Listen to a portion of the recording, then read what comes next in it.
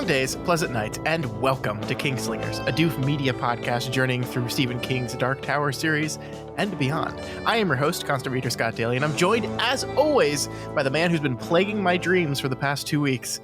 It is, of course, Matt Freeman, the walking man. Talking dude. That would have been much better. Let's just pretend that that's what I said. Yeah. So what'll it be, Scott? Good or bad? Well, considering you're clearly evil, I'm going to go with good. Sometimes I wonder why the villain characters don't portray themselves as being, better. Because they only want to attract a certain type of person, Matt. That's a good answer, actually. Yeah. Okay. I'll accept that. All right. This week on the podcast, The Stand continues as we discuss chapters 36 through 42, completing book 1 of the novel. As the world ends around them, our characters team up and begin to travel. But the big question is, to where? Matt, what did you think of this week's reading? These are fun. We met a couple of cool characters. We learned some more stuff about what a piece of shit Larry is. I think that the Lloyd chapter might be the highlight for me. It's funny that Lloyd has kind of, I don't think I'm going to say Lloyd is my favorite character because he's really not, honestly, but Lloyd's chapters have been my favorite chapters recently because they're just the most intense and horrific. So I can't wait to talk about that one. Mm-hmm. Just overall a lot of great stuff in here. A lot of great moments that we're just going to really sink our teeth into. Just like that leg. No, that's great. I think I'm with you on the Lloyd chapters, and the interesting thing for me is I hadn't honestly ever thought a lot about Lloyd in my other readings of this book, and that to our listeners out there, that might just be evidence that, as what you said before, when we read books for fun, we don't read closely the way we read for the show. Mm-hmm. And so I've just not given Lloyd, I knew him as a character, and I remember what he goes through over the course of this book. And it's not that I disliked him. I just didn't have a lot of, passionate reaction to his chapters. And this time around on this close read, I agree with you. I'm really, really enjoying this Lloyd stuff a whole lot. It's really great.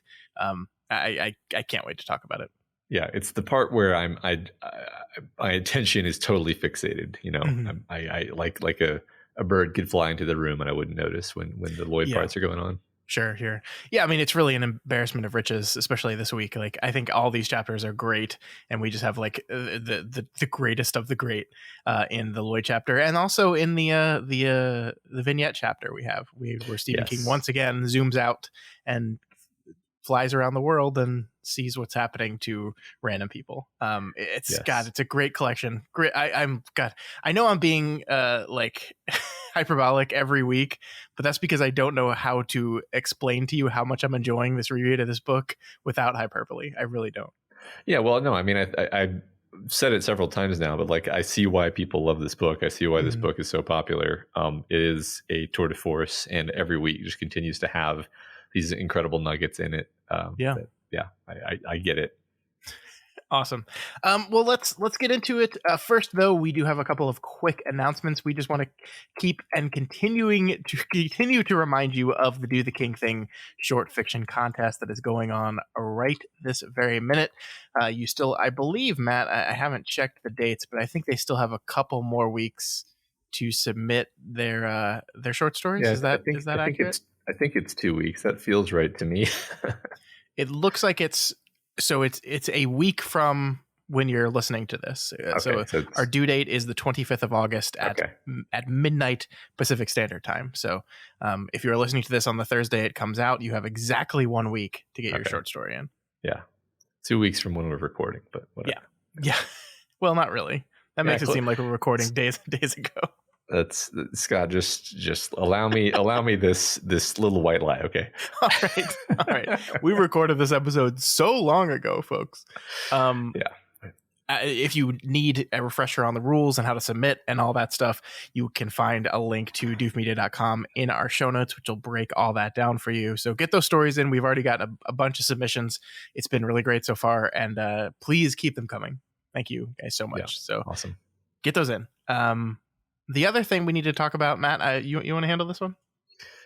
Sure. So yeah, we covered the film Cell, starring John Cusack and Samuel L. Jackson. For other levels of the tower, our bonus Patreon podcast. Yeah. I love the long pause there. Yeah. There's sometimes when you like intentionally pick bad movies because you think, oh, this will be fun. And then there's times when that is not the case. And you will notice if you are a patron that the runtime on that episode is 52 minutes long, which is the shortest Other Levels of the Tower episode we've ever recorded. And it's just because there's just not too much to say about Cell other than it's not that great. But if you want to pay us money to hear us say that, you can go over to patreon.com/dudemedia. If you want to listen to us struggle to think of things to say, and I'm pretty proud. I found some nice things to say about the movie. So you legitimately did. If you think that sounds impossible, then then go check it out. There you go. I love that call to action, Matt. That was great. So yeah, that is on our Patreon right now, along with I don't even know how many, but a bunch of other episodes. We do one a month. Next month we are doing Silver Bullet, which hopefully will be a better experience than Cell. The bar on that is extremely low. Check that out at patreon.com/doofmedia. All right, Matt, let's get right into it. We begin with chapter 36, and it is a Franny chapter. So that changes things, right? We don't begin with a Stu chapter this time. We begin with Franny. Finally back with Franny. This is one of the things that happened with the way we divide things up. We had no Franny last week, and I missed her a little bit. Yeah, I did too. It's nice when we get a cross section of everybody every week, but it doesn't always happen. Yeah, and it's not going to happen. It's not. This is. I mentioned this last week, but if you look at the schedule going forward after this week, we're basically only covering 2 chapters every week for the foreseeable future, because the chapters as we move into book 2 start to get a lot longer, and so we're not gonna get to visit every character every week, or maybe we will. I'm mysterious for no reason that I can determine. I just I can't ever let you be comfortable in your understanding of this novel. Every time I feel like you're like settling into what the novel's throwing you, I need to give you a curveball. So there you go. Yeah. Not only are you shielding me from the future, you're just actively traumatizing me and gaslighting me. It is my divine duty as the co-host of this podcast. Yeah, it makes sense to me. So we catch up with Franny sitting in the park throwing stones and thinking about a man named Gus Dinsmore. This turns out is another Algonquin citizen that she had found a few days prior, one of the few still alive in the city. But unfortunately, over those couple of days, she watched as he eventually succumbed to the flu. I've been saying it all this book, but I really just love how introspective all of the Franny chapters are, because in the wake of this terrible tragedy of losing yet another person, we get this. Her lack of thought now was a kind of rest after seeing Gus through the last of it. It was nothing like the prelude to madness she had gone through before. That had been like passing through some gray, foul tunnel full of shapes more sensed than seen. It was a tunnel she never wanted to travel again. So in this introspective of Franny, thinking about Gus and thinking about all the tragedies she succumbed and then the death of her father, once again, we have this thing that I never noticed in this book before, but is how much King is paralleling the Franny and Larry chapters. We did the thing with the pies, but again and again, we've had these clear parallels between these two characters and what's going on with them in their chapters. And then in the chapter immediately following Larry's journey through the Lincoln Tunnel, we see Franny describing going through her own Lincoln Tunnel, just a Lincoln Tunnel of her mind, right? And like Harry, we see that she's gotten onto the other side of it, and like Larry, she has her own survivor that she's going to team up with. Larry has Rita, and Franny will have Harold Lauder. Yeah. Yep.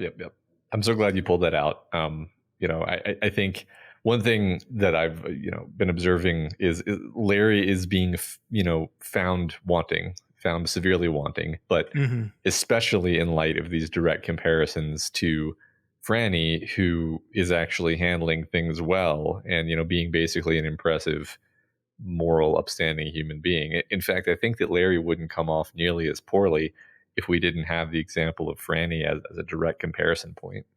Yeah. And I think that's why we're doing this, right? Because that's kind of the question that we haven't had answered up until this point, is that we keep directly comparing Franny and Larry very textually, very directly, and we haven't necessarily known why yet. And I think you're absolutely right that Franny is a character who is going through similar things as Larry and handling them very differently. And yeah, I think we conclude at this point handling them better. And so that direct comparison allows us to see Larry in the light that I think Stephen King wants us to see him in, which is just kind of hitting our head and being like, oh, Larry, Jesus. I think that's very intentional, and we don't know to what end though, right? Because we end book one with Larry out on his own once again, and Franny has joined up with one of our other characters, not him, the character of Stu. So it might make sense with these two characters that have been paralleling each other for so long through the book to be the first ones that come in contact with each other, but we are not doing that. So we'll have to continue to kind of see where these parallels go. Yeah, I no, I know they're going to meet at some point, right? Like they have to, right? Like I mean, I don't know that, but I feel that is what is being set up. You know, we'll see. Yeah, I think that's a fair assumption, but yeah, we just don't know. I think this is a really fascinating chapter overall, though, in the grand scheme of this book, because this is a chapter that seems almost specifically designed to garner a ton of sympathy toward Harold Lauder, a chapter that perhaps was kind of ruined for you based on my general attitude towards Harold when he was originally introduced and the questions I was asking you and the audience about him and characters like him. I think that's why actually I'm so glad that we get the final chapter of this week's reading of book one included in the same week as this chapter, because I think it's the most interesting thing we can do here is look at how Harold is depicted in this chapter and look at how Harold is depicted in chapter 42 that's coming up, and look at these interactions in light and in context of the Harold we see in chapter 42.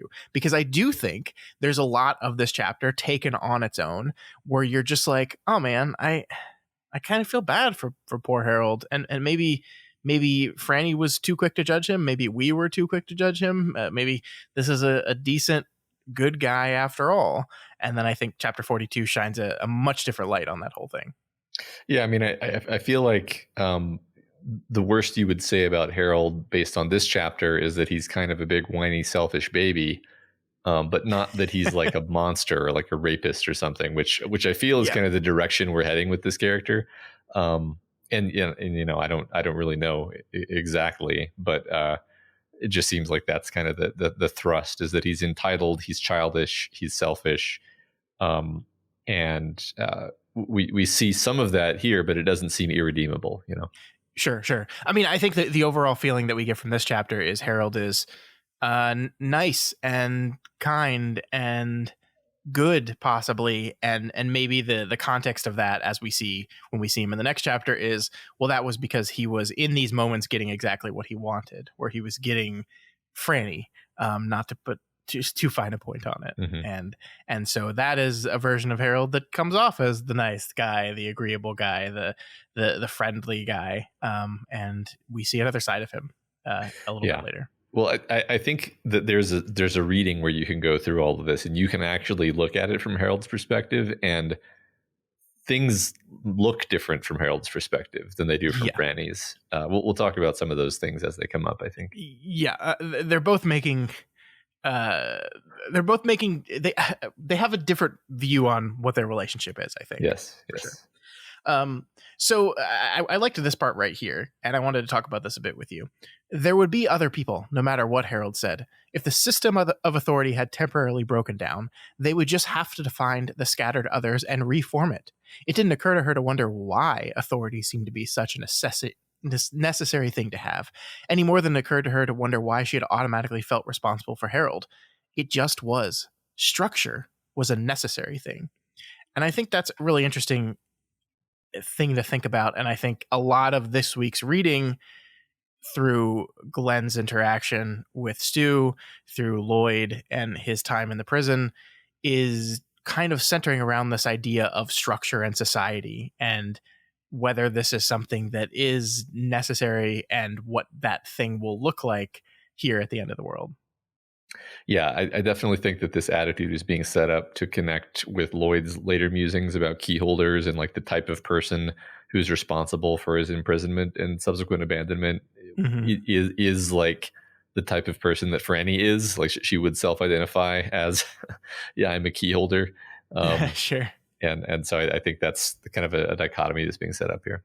Yeah, I mean, I really like this idea of Franny just being the type of person that says, oh no, like authority and society and structure are just the natural state of humanity. And so we will inevitably go back to this thing. We need to go back to this thing. And that does contrast with how Lloyd looks at things. It definitely contrasts with, and it doesn't necessarily contrast with how Glenn looks at the world. I think Franny just has a much more optimistic take on it than Glenn does, although it is not hard to be more optimistic than Glenn Bateman, at least as we see him in this week's reading.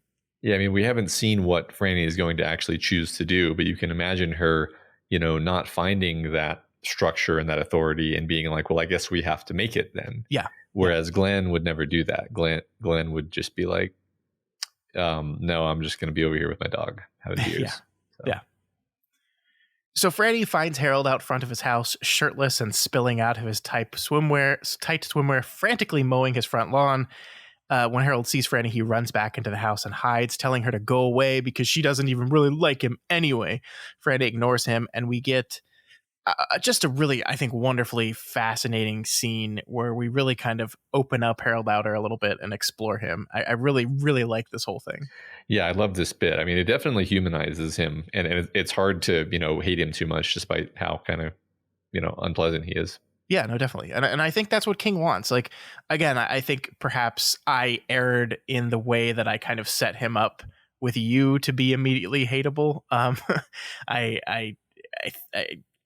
I just think King wants you to feel a little bit more off center when looking at this character. How exactly am I supposed to feel about this guy? Which way is he going to go? The same way we're talking about Larry. Yeah. Well, I mean, I don't feel like you spoiled anything. I definitely got the vibes from like what we're doing with him. And, there's moments here and there where he like, I'm thinking ahead to the moment where you kind of catch him like reacting to things that Franny didn't necessarily see, So one of the few moments when we aren't really strictly in Franny's point of view during these chapters. And you realize like, oh, things are, this is different for him than it is for her. Yeah. I think I want to talk about that here in the middle of this conversation, because one of the things Harold says here is that he wants his mommy, which is, I think, again, a continuation of the motif we've been talking about all book long, this idea of parents and children. I think specifically mothers, right? I think, like, I know Franny was closer with her father, but the complicated nature of Franny's relationship was with her mother. And I think this idea is really interesting to me of Harold wanting his mommy here, because especially in the context of the next chapter, the thing that you were talking about there is that their expectations of what this relationship between the two of them is completely different. Earlier in this chapter, Franny, a mother-to-be, by the way, I think it's an important thing to note, talks about how she feels responsible for Harold. And she doesn't quite know why she feels responsible for Harold, but that she does. And I think Franny is older than Harold. I think that's also important to note here. I think to her, in her mind, she's clearly taking a kind of motherly role to this poor kid. And I think that aligns exactly with Harold, like looking at her and saying he misses his mom and he wants his mom back. I think she wants to take care of him in a specifically motherly kind of way. But to your point, Harold does not see it that way. And it is very easy to get into Harold's head and see him read into every interaction between Franny and him in this thing and do kind of the nice guy thing, right? Where a woman is being kind to me, and that must mean that she likes me in that way, because why would a human being be nice to me if they didn't like me in that way? And that is kind of where Harold goes. Very quickly. Especially for a guy who has absolutely zero experience with not only women, but even with people being nice to him in general. Yeah, true. And yeah, I mean, she definitely gives some signals that could be misinterpreted, like the chaste peck on the mouth that she gives him later. In that moment, I was like, Jesus Christ, Franny, like there's no way that a young man receiving a kiss on the lips from an attractive woman isn't going to interpret that in a specific way, Yeah. So and for her, it's just like saying thank you, Yeah, like I love that because we see it all from her perspective, and we know she's a very introspective person who thinks about things a lot, and she doesn't give it another thought because to her it means nothing. I love it, and I'm not saying like Franny is responsible for Harold feeling this ownership of her, certainly not, but it's just really interesting the way in which combining these two chapters makes it very clear why he feels certain things and why she is in complete disagreement in a lot of those things. Yeah, for sure. I really love this when Harold is kind of talking about he's struggling to explain why he feels the way he feels, and I like this. I said to myself, now that wasn't so bad. He brought his fist down on the table, making her flinch. Why can't I say what I mean? He screamed. I've always been able to say what I meant. It's a writer's job to carve with language, to hew close to the bone. So why can't I say what it feels like? Probably because you're like 12 years old, Harold, but that's okay. Like, this is one of those moments. Not a very good writer. Maybe he's not a really good writer too. I mean, that's this is one of those moments where he seems ridiculous because he's using these ridiculous. He's speaking in this florid way, but also you're like, yeah, like you feel for him because he lost his family just like everyone else did, and he's like sort of uniquely ill-equipped to know how to deal with it because he had such a weird, distant relationship with everyone. And I don't know, like I found it. Relatable seems like a weird thing to say because it's like I definitely don't find a lot to relate to in Harold, but like the idea of not feeling grief correctly or feeling like you're having grief wrong, I actually relate to. I think everyone does at some point feel like, oh, I should be sadder about this, and then maybe you become sad later. It hits you in a way you didn't expect.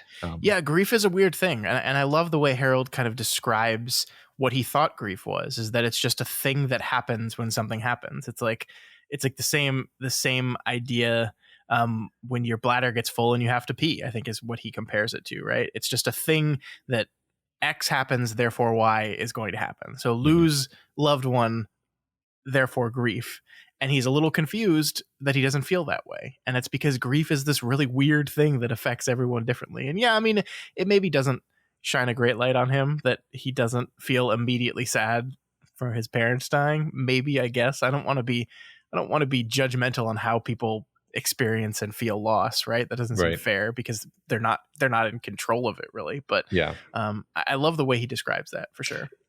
What it does is it makes him seem like he's a little bit detached in a bad way. Yeah. But at the same time, you're like, I can kind of see a person reacting that way and not necessarily being a psychopath. Sure. I do really like, you talked about the way he talks, and I love this. This has been something we haven't maybe called out enough, but he talks in this very specific way, and it's the type of way where you can imagine he writes in this exact way, where he's really, really concerned about people thinking that he's smart, and he wants people to think that he's super intelligent. And so the way he writes and the way he talks is like a very insecure person constantly trying to remind you of their intelligence. And so he can't just say, why can't I say what I mean? He has to say, it's a writer's job to carve with language, to hew close to the bone. And it's like, that's just a weird thing to say in this conversation. Like perhaps if you're writing fiction, that would be okay.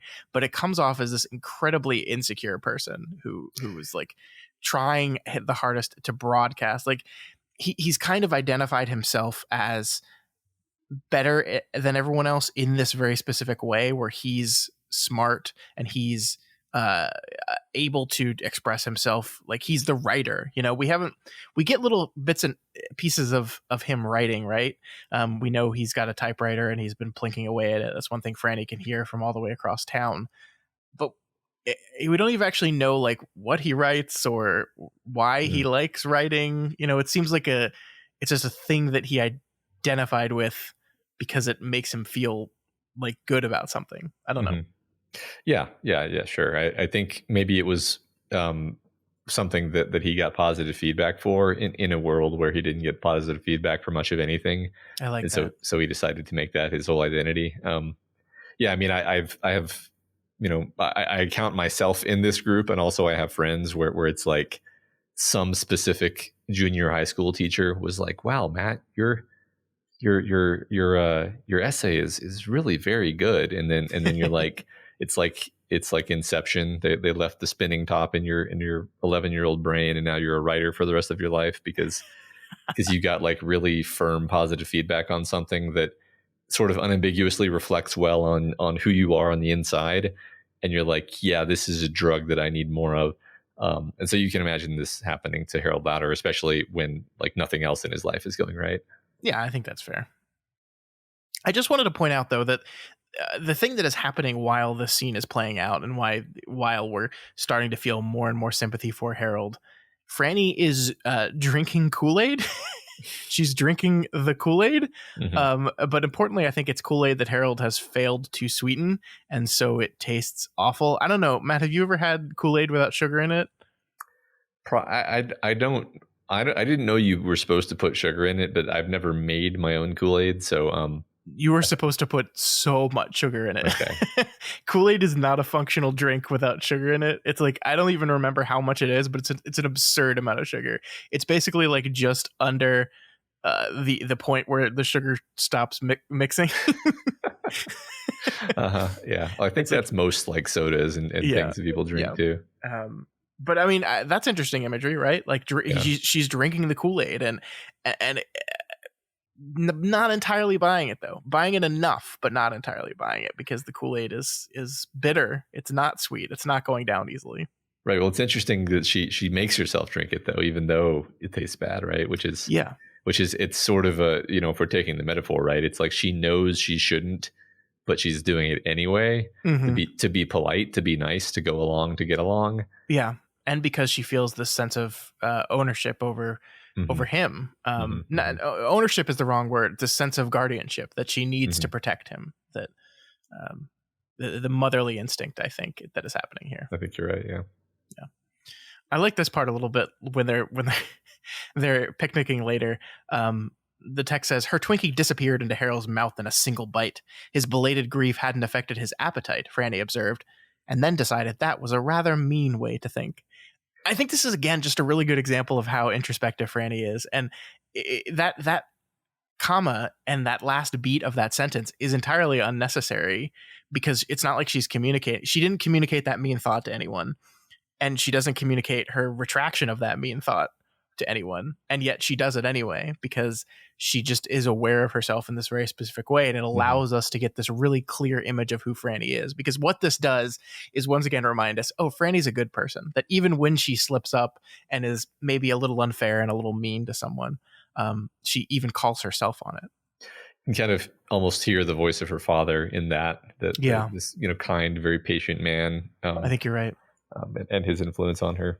Yeah, I think you're right. Also, I'd observe that Franny clearly hasn't ever watched Alone or any other survival show because clearly, Harold is just trying to, gain mass for the subsequent, trials and lack of food, right? Absolutely. Really quite a smart thing to do. And she should be eating Twinkies as well. Yeah, being fat in that show is a distinct advantage. Yeah, I always wonder why they don't just pack on like 100 or 200 extra pounds. By the way, though, so like they're picnicking, right? Which like Harold is gonna see this as like romantic, right? Yeah, a date. Yeah, exactly. For sure. So Harold decides here that they should go to the Plague Center in Stovington, Vermont, as it's the best chance to find some still alive people possibly working on curing the whole plague thing. And that's when we go, hey, we know a guy from there. That's where Stu's coming from. And so I think it's great that we're kind of laying the groundwork of, oh, they might be bumping into Stu. Yeah, that's good. And I love this beat as they're preparing to leave for town where Harold decides he needs to write this giant sign up on the side of a barn telling people where he and Franny are traveling to. I think it's a really interesting beat because Harold risks his life to do it. Like he gets out there, he's kind of hanging from the air, like on the side of the barn very unsafely. He's shirtless again, and so he gets sunburned. It's this very dangerous thing that Harold insists upon doing, that to Franny, like, doesn't make sense. Like, it just doesn't make sense to her. Like, yeah, I mean, I guess it's great if there are other people, other survivors, they could see this thing and know where more people are, so they could go there too, and that's kind of the beginning of society. But it just doesn't make sense to her to risk it this much. And I think this is another part where this becomes very clear in retrospect when you read chapter 42, because there's a beat here where Franny is like, I don't understand why you signed my name too, because that's what Harold did. He signed his name and he signed Franny's name. And I think in context of chapter 42, by signing Franny's name, Harold is in essence declaring to the entire world, or anyone that would see this thing, that they are together. You know, that it's Harold and Franny. It's Franny and Harold. It's the two of them together. They're a team. They're a partnership. They are together. And it's his kind of way of declaring to the world that I am with this person. Look, it's like I got a girlfriend. Look, everybody. Look, world. I got this. Yeah, no, I think you're absolutely right. I mean, I wouldn't be surprised if Harold privately felt like he had won the jackpot, just in general, right? It's the literal only man and woman on a desert island scenario, where it's like, oh, now she'll have to love me, right? Yeah, and one thing we hadn't talked about too much is that Harold's older sister was Franny's really good friend in high school, right? Mm-hmm, and so this is one of those situations where you did not have an older sister, Matt, so you did not know about this, but I very distinctly remember my sister's cool teenage friends coming over to the house and me being like enamored with them in a very specific kind of way, because it's like, oh my god, they're older women and they're here in my house. This is an interaction with these type of women that I at 12 years old had not really gotten yet. And you could very much see that, like, Harold has been in love with Franny for a long time, and suddenly the entire world ends, removes everything that is mean to Harold, and leaves him a gift, which is the one woman he's been in love with since he was a little boy. I have to say that was not obvious to me. So I appreciate your sister having insight. Yeah, no, that's what you get when you get older sisters. It's you fall in love with their friends. I don't think I was ever like that deeply. Like I definitely was like fascinated by these women that my sister would have. They'd just be hanging out at my house. It was like, just as a young boy, it's like a totally new experience. It's like, whoa, these teenage girls are in my house. Yeah. No, I get it. I totally get it. So the chapter ends with them listening to music while Franny treats Harold Sunburn with baby oil, because he's the baby. And she's his mama, and that's what mamas do. They treat their babies with some baby oil. Although, again, I have to say he probably doesn't perceive that interaction this way. This is, I'm getting an oil massage from a beautiful woman, right? I'm sure you are correct. Yeah. This whole thing has all kinds of fascinating Oedipal implications due to what we're talking about here. This sort of dual possible interpretations of everything. Yeah. Because a kiss, rubbing your sunburn, all these things are things that a mother does, and they're totally, they're motherly. They're nothing other than motherly, but then they can be erotic in a different context, right? Sure. Yeah. And so thanks, Stephen, for bringing my attention to the fact that lots of things that are taken as erotic are also things that moms do. Thanks for putting that in my head. Oh my God, Freud was right. We're all fucked up. Yeah, we are. All right, so from here we move on to chapter 37, which is a Stu chapter. In this chapter, Stu is walking out to the east. He's decided he's going to go to the ocean, trying to figure out what the heck he's going to do in life. We see that Stu has been plagued by nightmares of Elder, the man who tried to kill him back in the plague center. And this is happening again and again and again. Nightmares, of course, being, I think, a major motif of the book so far, but specifically these chapters. I think every chapter that goes by, with maybe the exception of the Franny one, has characters specifically mentioning the nightmares they're having, or at least the dreams that they're having. And Yeah. I think the importance of these dreams are rising to the surface for a lot of our characters, certainly. I think it really became more of a thing after Flagg was introduced. Yeah, yeah. Something I almost said Walter. So, Same difference. I think I've said on the show before that writers often try to use dreams and nightmares as plot elements, and I usually don't love it. I usually feel like they fail to land, but either it's like pure chaotic nonsense, or it's like disconnected from the plot, or it's overly vague, or it's like frustrating prophecy dreams. But King always really understands the role that I think dreams can and should play in fiction, and I've never really complained about the way that he uses dreams specifically, and I think it works particularly well in this book due to the combination of the believable trauma that everyone's been through, which would actually cause a lot of nightmares. Yeah. And then you've got the psychic elements in play, and then you've got a lot of thematic elements that are layered through that. And so I think it's really successful.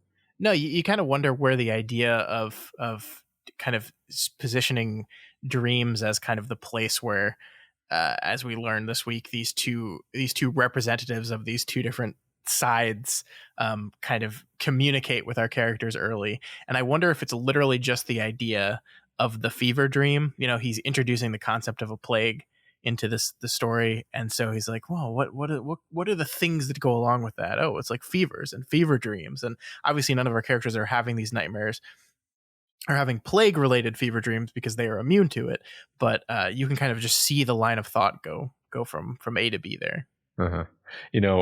One thing I noticed at the very beginning is that the book starts with Campion's wife waking from a dream, right? So which, by the way, I was told specifically by a professional writer not to begin my short story with the character waking up from a dream.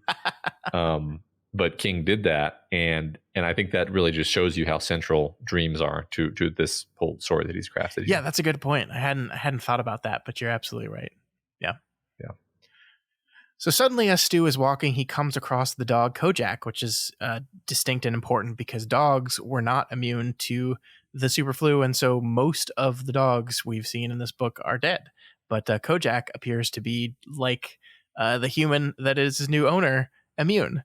And this human is Glenn Bateman. We've talked about Glenn a little bit already, but here Glenn is a 60-something sociology professor, and I think he serves a really important role for us at this point in the story. He comes in to kind of be the exposition guy for a little bit, to kind of lay out some of just the practical, structural conversation that needs to happen as we prepare to leave one part of the story and move into what the story is going to be from here on out. Yeah, I think he's maybe also like a bit of a, what does King think about this situation? But it would be awkward to shoehorn these particular thoughts into any of his other characters' mouths. I guess I am calling him a little bit of a self-insert, just in the sense of like King has a thesis that he wants to make, not in the sense of this guy's supposed to be Stephen King.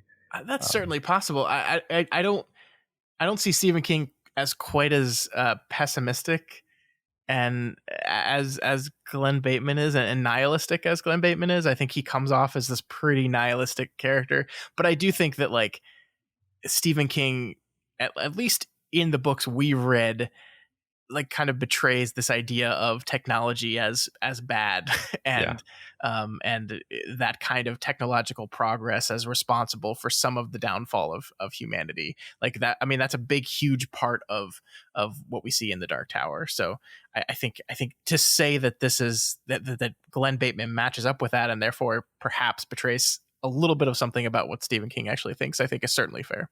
Yeah, I mean, perhaps I'm overstating it, but we are about to see that a lot of Glenn's prognostications are in fact prophetic. Sure. As soon as Stu runs into two other people. Yeah, no, you're totally right. I like this a little bit though, because the thing about Glenn is he is our exposition guy, but he's also a character, right? And I love that we are getting told things from him and having ideas kind of inserted into our brains that King can later explore and compound upon, as you just stated. But he also is a person and we characterize him. And I love this line here as a very early indicator of who he is. He's talking to the dog Kojak and says, "Kojak, don't jump. I know I know you're thinking of renewing your crazed leaps. I can read you like a book, but control yourself. Always remember, Kojak, that control is what separates the higher orders from the lower. Control." So we have, in the last chapter, we have Franny talking about structure. And in this chapter, we have Glenn Bateman talking about control, and control being the thing that separates us from, the chaos of the natural world. And I think this is important. I think so. Yeah. I mean, it's fascinating because, I find myself loving some aspects of Glenn and kind of disliking some aspects of Glenn. And, like his attitude toward the dog, love it. He's super good. Like the fact that he's taken in this dog and that he kind of has this charming relationship with the dog. One of the most lovable aspects of his character. It shows that he kind of has a good heart. Then, he has this nihilistic streak, which we're going to talk about. And the thing though is that you can't really blame a guy for being nihilistic when the whole world has died around you. So it's like, is this a reflection of a genuine, earnestly held nihilism, or is this more of a coping mechanism to deal with this horrible tragedy? And I don't know. I think maybe I have a certain take about it. Maybe you agree. Maybe you disagree. I don't know if there's one specific correct reading here, but it is tricky to think about, though. Yeah, I mean, I know like his specific Luddite tendencies are a thing that you're not gonna get behind, right? Like Glenn Bateman seems like very much the type of person that's like, technology bad and technology the fault of all bad things happening. And I know you don't generally support that. I guess what I will say is it's really interesting to look at Glenn in comparison with Harold, at least of what we've seen of Harold so far. And I want to thank one of our listeners, Sigma, for kind of drawing a specific comparison between the two of them in the way that they talk, in that they're both people kind of that are either actually intelligent or positioning themselves as intelligent. And Glenn has a very different reaction to the end of the world than Harold does. And I think so.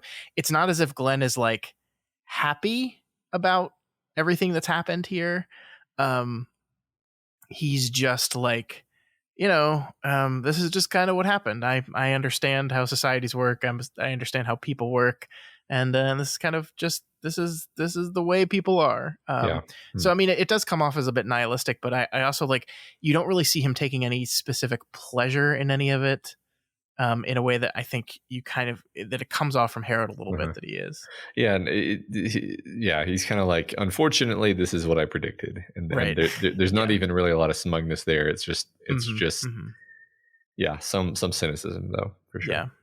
So over some stream cooled beer, Glenn and Stu have a conversation, which basically amounts to Glenn talking the whole time. I don't think Stu says one word, but Glenn talks about the plague as a super enema that is purging the world so that they can enter a new century, a new millennium clean.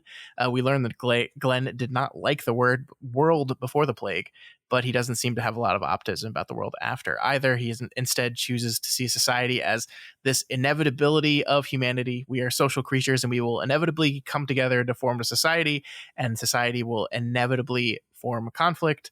So I guess we kind of hinted towards this, but what do you think generally about Glenn's outlook, and maybe not specifically like discussing his philosophy, but discussing perhaps how his philosophy could be, saying something about what we're doing in the plot of the novel itself.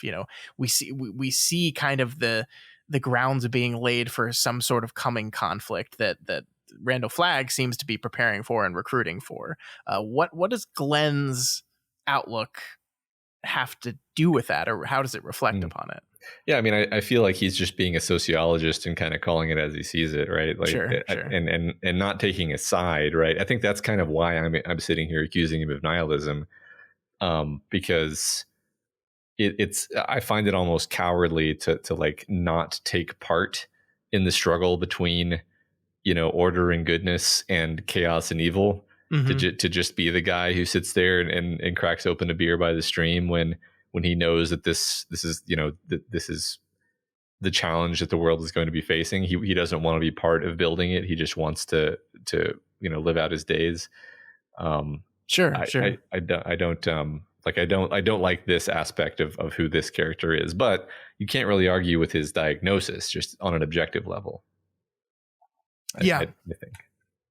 No, and especially as he kind of goes through this very specific detail of, like, say we have, colony A and colony B and what would happen between them. I love the detail of that. Is like, let's say the colony in Boston has someone that's really good at electricity, and so they're able to get power. But just the idea that society breeds groups, tribes, if we want to call them that, and some tribes will have things that other tribes will not have, and that in and on its own will create conflict and possible bad stuff happening. It seems like that's probably an accurate depiction of people. Yeah, and I think that's the sort of thing that Randall Flagg is actively preparing for. Yes. Yeah. I do love the idea introduced in this novel specifically that this Armageddon, the one that Stephen King has created here, is not a reset in the way a lot of the other Armageddons we see are, because this thing blew through so quickly and everyone just kind of died, some, standing where they were, some driving in their cars.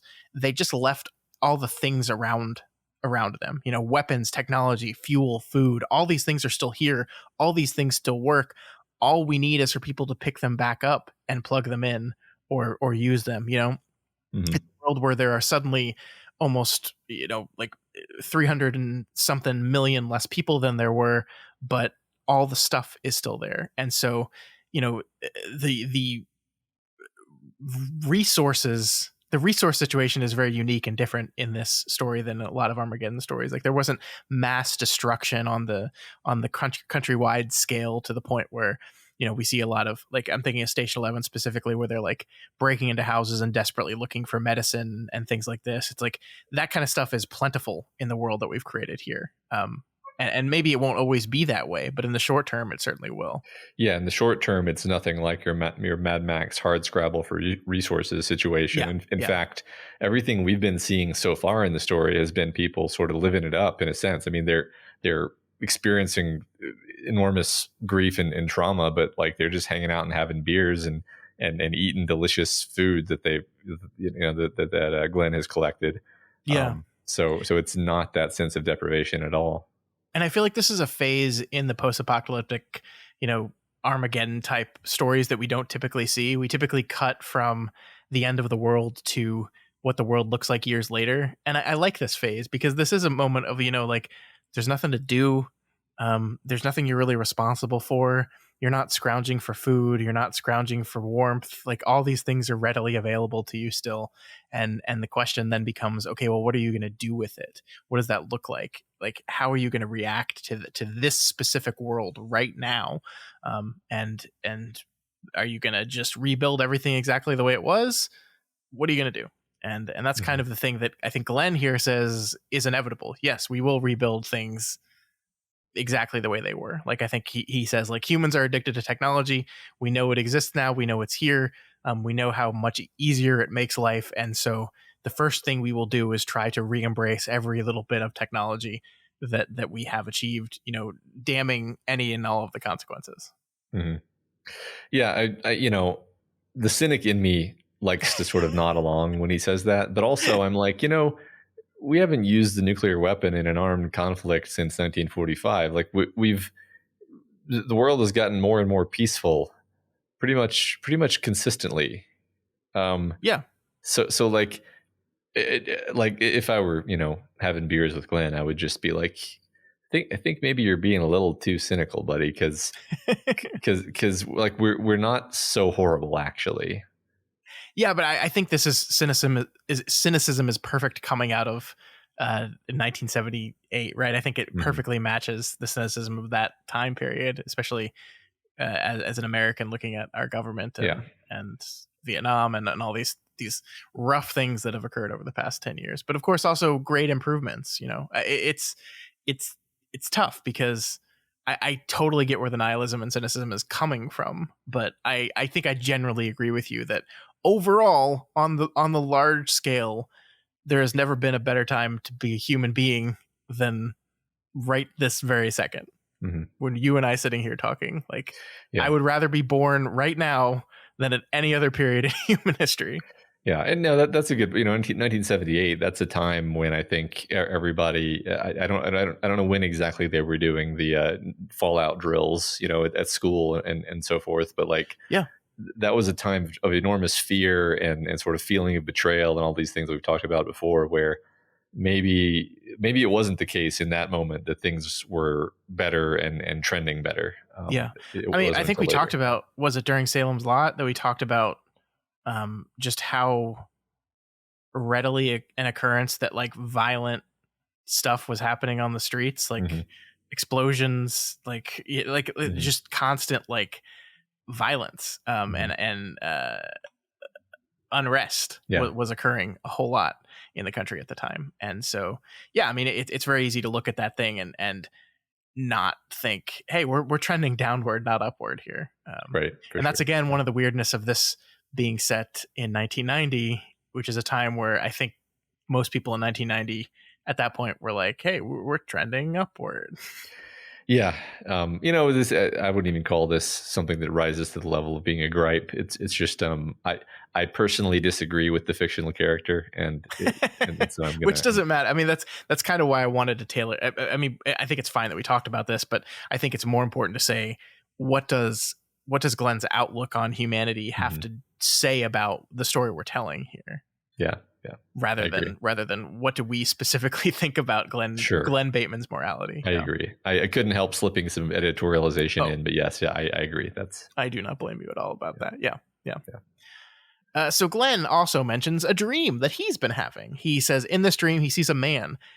At least I think it's a man. He's standing on the roof of a high building, or maybe it's a cliff that he's on. Whatever it is, it's so high that it shears away into the mist thousands of feet below. It's near sunset, but he's looking the other way, east. Sometimes he seems to be wearing blue jeans and a denim jacket, but more often he's in a robe with a cowl. I can never see his face, but I can see his eyes. He has red eyes, and I have a feeling that he's looking for me, and that sooner or later he will find me, or I will be forced to go to him, and that will be the death of me. Spooky. Yeah. It's great. We begin to cast Flagg as like a sorcerer, which is fun because I don't know that up until this point the story has really led us to think of him that way. This is a depiction of Tolkienian wizard Flagg, right? But we'll see a little bit of that shortly. But just parenthetically, this is a tangent, but there's kind of no perfect place to mention this. Is that I do think it's consistently funny how Glenn will be saying all of these things and going on these speeches that just go on, and Stu will be like, "Yep," or just not respond at all. It's just very fun to me. Yeah, sure. So this dream, in turn, causes Stu to have his own dream of the walking dude. He is once again running through the maze of hospital corridors. And I just want to say here, we're not going to read all of it, but I think the writing of this dream is so wonderful. I love how King just is perfectly in charge of tone here. He kind of builds and builds and builds with his writing to make it seem faster. He just uses the word faster over and over again, and that has a really good effect. Like, I love this. Faster, the door slipping by him and gone, his feet pounding on the linoleum, orange arrows oozing on white cinder block. Signs. Like, it's just, there's something like very propulsive about it. Yeah, totally. I love that part too. That's the thing. I love all the dreams. Even if you know their dreams and they can't possibly have any consequence, they still have this enormous like feel to them. Sure. Finally, Dream Stu finds the exit to the hospital, but waiting right outside for him is the walking dude himself. He looks at Stu and says, "Heaven and earth," the dark man whispered from the empty hole where his face should have been. "All of heaven and earth," which is a random thing to say. What do you make of that, Matt? I mean, I think that's what he wants. He wants to rule. He's the Antichrist, right? We've identified him with the Antichrist. He wants to overthrow heaven. He wants to rule all of heaven and earth. That's kind of the role of the Antichrist. So yeah, okay. Yeah. I think it's interesting here to talk about something though, because we see throughout the rest of these chapters a bunch of other characters have interactions with Randall Flagg, or at least in their dreams with Dream Randall Flagg. And we start to see that the walking dude is specifically trying to recruit some people and not trying to recruit others. Like Glenn Bateman is having a dream of him that Randall Flagg is looking for him. Stu is having a dream that Randall Flagg just is kind of creepy and just like talking about heaven and earth. But we contrast that with Lloyd, which we're about to see, and with Nick, who, you know, is the most like direct in his recruitment, right? Where he literally offers Nick a choice via his dream. And it's just really interesting. Like we don't like think that, and here at least he's trying to like win Stu over to his side in the way that we're seeing that with Lloyd or Nick or I guess kind of with Larry possibly. What do you make of that? I think there's some quality that he's looking for in the people that he thinks that he can turn, that he can appeal to. And then there's some quality that people like Franny have, some kind of gunslingery essence that he knows there's no point in trying to corrupt. And so maybe he already knows they're his enemy. Also, you know, we're kind of jumping the gun and even saying that this, you know, that Flagg is doing this. Like that's true. Yeah. Like for all we know, this is just his subconscious doing this. I mean, if you want to go Dark Tower on it, then you could say that like Randall Flagg has no awareness this is happening. This is like the Crimson King doing this. And yeah, I mean, that's certainly fair, because the moments we've gotten with Randall Flagg, it's not like he said in his, you know, internal monologue, can't wait to go fuck with these guys' dreams. You know, like, again, we have to reiterate that the Randall Flagg we've seen in the book so far is one that barely seems to fully comprehend what is happening and just knows it's something important and something that will provide him an advantage. Right. So, yeah, no, I think that's a great point. Yeah. All right, so we move on to chapter 38. This is, Matt, another one of those how do we talk about this chapters? We had another one a couple weeks ago, and here's another one that is serve as kind of like a series of little vignettes. And it doesn't make sense to me, and maybe you disagree with me, but it doesn't make sense to me to go through these things in a beat by beat manner, because the story beats in these little vignettes don't actually matter. Like the details of the beats themselves don't actually matter to the overall plot. These are just random one-off characters we spend either a page or a couple pages or a single sentence with before they die, and the story moves on. I do think, however, this is like one of my favorite chapters ever in writing, and I at least want to make sure before we move on from this chapter that we talk about why we think that is. And I guess the perfect way to start with that is, what did you think of chapter 38? I love it. I think it's one of the best encapsulations of the cynical, snide side of Stephen King that we've ever come across, where, you know, but also simultaneously kind of like humane and empathetic, because, you know, fundamentally these are just a bunch of unlucky, sad people meeting unlucky, unglamorous ends. Yeah. Like, I mean, I think the little kid is the one that jumps out to me, where see, there's nothing. The kid doesn't deserve this at all, right? Like, no. Like some of these people kind of suck, and you can kind of like, you're kind of sound like you're happy to see them die. Yeah, the woman that traps himself in the freezer, you're kind of like, eh. Yeah, right. Some of them you feel less bad than others. The little boy, you're just like, this just sucks. And he's just showing you this unvarnished picture of all of these small tragedies, and of course urging you to think like, and this is happening everywhere. Yeah. You know, thousands of times, basically. Yeah. I think it is worth reading the opening paragraph of this and then talking about it in a little more detail. As the superflu epidemic wound down, there was a second epidemic that lasted roughly 2 weeks.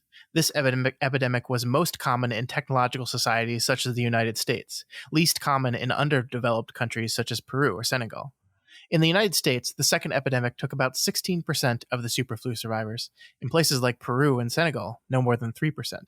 The second epidemic had no name because the symptoms differed wildly from case to case. A sociologist like Glenn Bateman might have called this second epidemic natural death. or those old emergency room blues. In a strict Darwinian sense, it was the final cut, the unkindest cut of all, some might have said. Which is, I think, such a perfect tone setter for exactly what you said, what this is going to be, because we move directly from this into that little vignette about that poor little boy, that poor 5-year-old boy who, watches everyone that takes care of him die around him and is just like wandering around, unsure of what to do, unfortunately falls into a well and then dies slowly over the course of a couple days. It's horrific and it's cruel, and it's like these are people that I guess won the genetic lottery in that they got to be the 0.6% that lived the plague, only to have these horrible, senseless, cruel endings. Yeah, I like the word that he chose here, unkindest, where because there is this feeling of meanness throughout here. Mm-hmm. And I think he is once again saying something in line with his kind of Luddite perspective, where the reason why there is so much more death in the U.S. is because of the world that we've built. We have this like interdependent, high tech yet low trust, poorly understood world that we've built, and so everything is super tenuous and dangerous, and you can get locked in the freezer and then you just die. There's no way out of the freezer, Yeah. You fall into a well that you didn't know was there and you just die. Gun blows up in your face. These are all consequences of like poorly designed technology, basically. Yeah. No, I totally agree. And it's just really sad. I mean, it's just really like even the people I don't like, it's still like that woman who was like gleefully celebrating the death of her husband and parents and even her child. Like she got locked in a freezer and starved to death slowly over time. Like that's awful. We know that's awful because we get to experience Lloyd going through that exact thing. It's just it is cruel in this really interesting way, and it is like I can't imagine this book without this chapter in it. And by the way, this chapter was cut from the original version. I have never read that version. I've only read this unabridged version, and this to me is just part of what makes the opening book of The Stand so memorable. Is stuff like this where King takes the time to explore all these different things, and it's I think it encapsulates what is great about Stephen King, in that I don't know, like I cared about that little boy almost as much as I care about Stu and Franny and Larry and all these characters I spent 400 pages with now, because he just has this thing that he can do where he makes these little vignettes look effortless. Like he just does it. He just like, okay, and now I'm just going to explore all these different ways in which someone could die horribly and senselessly when they're alone in the world, or immediately following a plague. And it's just, you're just reading and you're just like, oh wow, like that you just wrote 2 pages and you told like this whole life story of this person and then what happens to them, and you feel every bit of it. Yeah, no, it's enormously impressive. He's just riffing off like 5 different vivid characters that you're going to remember for the rest of your life in the span of a couple pages. Yeah. It's embarrassing to anyone else who tries to call themselves a writer, just to be like, I would be super, super proud if I could write like one of these vignettes. Yeah. After a huge amount of time and effort, Yeah. And he just rips off like 15 of them. Bam, bam, bam. Yeah. It's insane. I love the constant refrain of no great loss, that like, again, we talk about Stephen King as like, he's a wordsmith and how he creates these great stories, but I love the way he like will take a phrase, and sometimes it's a phrase that's not even English, as he did so much in The Dark Tower, but he'll take a phrase and then he'll just know exactly when to return to the phrase in a way that's most impactful, because like no great loss comes specifically from one of the other vignettes, and then he just sticks it in a second one. I think this is after the woman locks herself in the freezer. He chalks that up to no great loss, or maybe it's the woman who blows herself up with the gun. And so he just introduces this concept and then carries it forward into one of the other vignettes, and then he chooses to end the chapter on just a paragraph that is just that statement. No great loss is how the chapter ends. And it's just this incredibly effective, powerful use of language that just, I think, gets to the core of you. And like his ability to understand that and like weaponize it is just incredibly remarkable. Yeah. Yeah, not much to add there. I agree. The refrain works perfectly, and Mm-hmm. it hits so hard. It hits harder than maybe makes it. It hits harder than it makes any sense that it would. Like Yeah. this is just a few words. How is this working so well on me? It's a great tactic. Yeah. It's, I mean, I don't know if we want to spend any more time on this other than to say, like, if you're following along with us and you haven't, and you've read The Stand a while ago and you're not rereading it along with us, you're just kind of following along, just take like 10 minutes out of your day, go open up the book and go read chapter 38 again. And just be marveled by the skill on display here. Like, I really legitimately think this is like a really great, I'm trying to think of like, if I wanted to introduce someone to who Stephen King is as a writer, like, would this be a functional opening chapter to do that? And I think maybe it would. I don't know. What do you think? No, that's a tough question. Yeah, I mean, I think it's definitely one of my favorite single samples of his writing, but right. It but would it work on its own? Yeah. Yeah, it serves such a structural part of what he's doing with this novel specifically. That's something to think about for sure. I mean, sure, why not, right? Like, I think there are some isolated chapters by some authors that I feel like they do stand alone, or they could stand alone. Well, my wife has not read a word of Stephen King, so maybe I'll just introduce this chapter to her and see how it goes. Yeah. I think I know exactly what her reaction is going to be. Is she's going to get to the little boy dying and just be like, nope. Yeah, Scott, why are you making me do this? Yeah. But then you tell her so that we can do a bonus episode about it. Yeah. Oh, well, no great loss. No great loss. All right. Let's move on to chapter 39, because this is a Lloyd chapter, and I think we are both very excited to talk about this. So we pick up with Lloyd a few days later since we last saw him. And, well, Matt, you were 100% right in your reading of the subtext of the previous chapter, because Lloyd is in the process of dragging over his old cellmate's leg to just get a little munch on. Or sorry, he's not going to eat him, Matt. He just in case. He just wants to have him just in case, Totally logical, rational. Just wants to know that he can. Yeah. I think the most interesting thing about this, is not, the desperation that Lloyd is feeling right now, but how Lloyd has reacted to that desperation. We see here that the chapter says he didn't want to die. He didn't want to starve. He was too full of hate. The hate had built up after a fairly leisurely pace over the last 3 days, growing with his hunger. He supposed that, if his long-dead pet rabbit had been capable of thought, it would have hated him in the same way. So we see here, Matt, that Lloyd, at the beginning of this whole process, was taking responsibilities for his predicament. That while he would have freely admitted that Poke had clearly been the worst one of the two of them, that he recognized that he had done some bad stuff, and that he deserves on some level the punishment that he's getting for those bad stuff. But this experience has completely removed that from him. That's gone completely away. Now it is not Lloyd's fault anymore. It is the world. It is the ones that have the key, which is the big motif that we're introduced to in this chapter. It says here, in the last 3 days, Lloyd had vaguely begun to grasp the symbolic talismanic power of the key. The key was your reward for playing by the rules. If you didn't, they could lock you up. As we move into this, I want to get your opinion on this totemic talismanic power of the key that Lloyd is saying here. But I think it's worth pointing out right now that at the end of this chapter, we will see that Flagg capitalizes on this anger that Lloyd feels. He uses this anger to manipulate him, but Flagg does not put that anger there.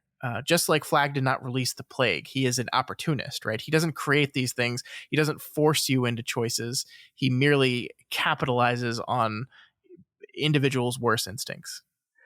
Yeah, no, I mean, in fact, as we'll see, Flagg says and does remarkably little, and yet he Hmm. manages to win, love from Lloyd all the Yeah, same.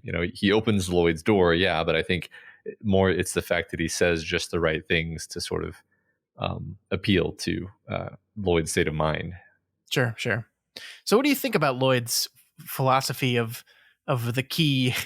I mean, I know we kind of talked about this back with Franny's structure thing. Do you want to kind of expound on that a Yeah. little bit more in this chapter?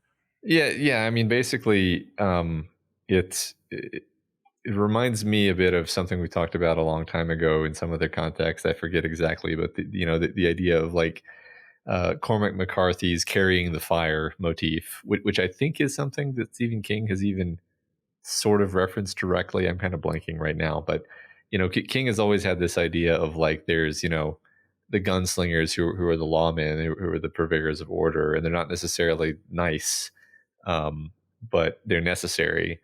And you could view the key as being a symbol of kind of the creed of the gunslinger, even just the people who were going to um, enforce law and order and structure, even in a world that is dying. I mean, that is who Roland is, right? Roland is a man of the law, who is beholden by ancient rules, walking a world that has literally died in much the same way that this world that we're seeing has died.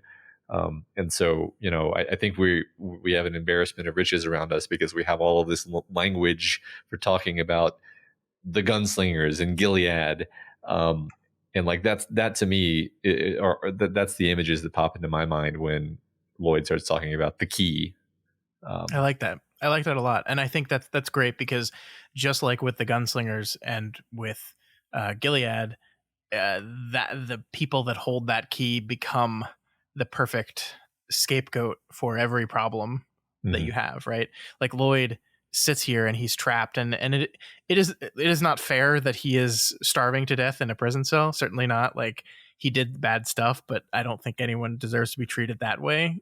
Sure, but he got himself into this mess. Like, he did the bad stuff, right? No one made him do that bad stuff, and yet it becomes the fault of everyone in the world that is trying to bring order to it, everyone in the world that is trying to bring structure to it, everyone in the world that is trying to unlock the key to society. It becomes all their fault, not his. Yeah. Yeah. And that's why Gilead fell. That's part of the reason Gilead fell. Certainly Gilead was corrupt and um, you know damaged on its own. But yeah, I mean people like the good man, people like Randall Flagg could very easily manipulate people where they were having these frustrations, into pointing them specifically at this one symbol of order and power. Yeah. Yeah, I like what you said about it being a convenient scapegoat because, the one who is going to enforce order with violence is always going to have enemies. Yeah. So, Sure. So, speaking of our old walking dude friend, as Lloyd sits there munching on a human leg, Randall Flagg himself approaches. I really like the bit, though, Matt, where he senses someone coming and Lloyd like quickly covers the pant leg with mhm. or covers the calf with the pant leg again, so no one can see the teeth marks he's put in this man he was eating. It's just kind of delightful. Yeah. No, I mean, the psychology of what's going on with Lloyd here is so great because he's beyond like terrified and hopeless, but he still has this sense of shame about what he's done to stay alive. Yeah, yeah. Speaking of delightful, Randall Flagg. He's just great. I mean, he's a despicable, terrifying asshole character, but he's just so entertaining, right? The Mhm. way he kind of walks up to Lloyd and manipulates him, and I like the moments where he's like describing in details the food that he could be eating right now, and he goes, "Oh, I'm just torturing you, aren't I?" It's just really, really wonderful. Yeah. Yeah, no, it was delightful. This whole chapter is just utterly riveting, right? Because Mm, you don't really know. I mean, you do. I didn't really know, like, what's Flag gonna do? mhm. Like, is he gonna demand something of him before he lets him out? Is he gonna even let him out at all? Sure. Um, you know, like I could see this going a direction where Flagg does not in fact let him out, and just like Lloyd is just a way of seeing how evil Flagg can be. I don't know. I didn't really think that was going to happen, but it's a possibility, right? Sure. So yeah. Anyway, just great stuff. I do like that Lloyd, like either due to his delirium or in spite of it, seems to instantly understand exactly who or what Flagg is. I love this line here. Because I don't think you're real, Lloyd whispered. And if you are real, mister, if you're real, you're the devil. And it's so funny that he understands this immediately. And despite all that, he still pledges his allegiance to him. Mm-hmm. Yeah. Yeah, it was very, very fun. Yeah. We also get this. The right hand held up something besides the right eye. Looking at it made Lloyd feel cold and hot all over. It looked like a black stone, so dark it seemed almost resinous and pitchy. There was a red flaw in the center of it, and to Lloyd it looked like a terrible eye, bloody and half open, peering at him. Then Flagg turned it slightly between his fingers, and the red flaw in the dark stone looked like a key. Flagg turned it back and forth between his fingers. Now it was the eye, now it was the key. So, Matt, is this the good old King Crimson? Is our Crimson King boy back again? Yeah, it is. Yeah. Same. I mean, this is interesting, right? Because this is technically before the Crimson King exists as a entity in the Dark Tower universe, but that certainly is his sigil, right? Sigil, a red eye.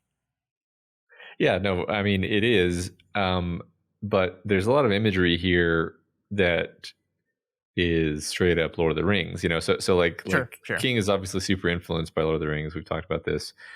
I think it's just as likely that King is sort of referencing Sauron and Lord of the Rings here as it is that he's referencing, his own totally separate conception of the Crimson King as this distinct entity that exists within his Dark Tower multiverse. Like, I don't really think he was thinking that. I think he was thinking about the Lord of the Rings to the degree that this is actually like a meaningful reference to anything, because Lord of the Rings, just to nail down what I'm talking about, you've got the Palantir, you've got basically an orb with the eye of Sauron staring out from it, right? That's like the visual that pops into your head when you think about, Flagg with his stone, Yeah, I think you're right here. I mean, I certainly don't think it's fun to us retroactively look at this and say, here's the Crimson King. Of course, Randall Flagg's boss. Of course, he's right there all along. I don't think that was fully fleshed out in King's mind at the time. I think you're right that this is supposed to be just some vague symbol or connection to some greater power, some power beyond Randall Flagg, which I think is important because it's kind of the first time in this book, at least, we've seen that Flagg has allegiance to something beyond himself, and maybe it's even not fair to call it allegiance, but he is part of something beyond himself. Yeah. Because we're starting to talk about, we have Mother Abigail introduced in this week's reading, and kind of laid out as the anti-Flagg in a lot of ways, right? The way we'll talk about this more next chapter, but the way in which it lays that out is we have kind of these two different sides and these two different figureheads for each of these sides. And it's like, well, one side obviously represents something bad and has allegiance to something bad. And so it's possible that the good side has, a similar allegiance to something good, the white. This could be, once again, just like the red versus the white. Yeah. I mean, I think that's basically the same thing. Yeah, I agree. So Flagg here promises to let Lloyd out and feed him some dinner, but first he needs him to pledge his loyalty. We learn that Lloyd will be Flagg's right-hand man, and that with Flagg he can get on all these people that have the key, get his revenge on them, and get anything and everything he wants. And Lloyd listens to all this, and here's what happens. His great hunger had suddenly been changed into a different kind of hunger. It had changed just as surely as the black stone had changed into the silver key. The man had expressed all the complex things he had felt in just a handful of sentences. It wasn't just the gate guard he wanted to get even with. Why, here was the wise-ass Pussbag. What's the story, Pussbag? I'd think smart to say. because the gate guard wasn't the one. The gate guard had the key, all right, but the gate guard had not made the key. Someone had given it to him. The warden, Lloyd supposed, but the warden hadn't made the key either. Lloyd wanted to find the makers and the forgers. They would be immune to the flu, and he had business with them. Oh yes, and it was good business. I love all of that so much. Yeah. Yeah, me too. The makers and the forgers, they're going to be the ones who try to reestablish order. They're your Frannies, they're your Stews, and possibly your Larrys. Maybe too soon to tell, but we'll yeah, see. possibly. Yeah, and I think one of the things that's important about this to me is the detail of his great hunger had suddenly been changed into a different kind of hunger. Because I don't think the book wants you to write this off as just Lloyd is starving to death and Flagg is offering to let him out of the cage and feed him food, and therefore he will do and say anything he needs in that moment to do that. Because I think Lloyd's pledge to Flagg in this moment goes beyond just being really, really hungry, right? I think it is completely buying into this ideology that he's presented to him, that obviously Flagg has very specifically tailored to him.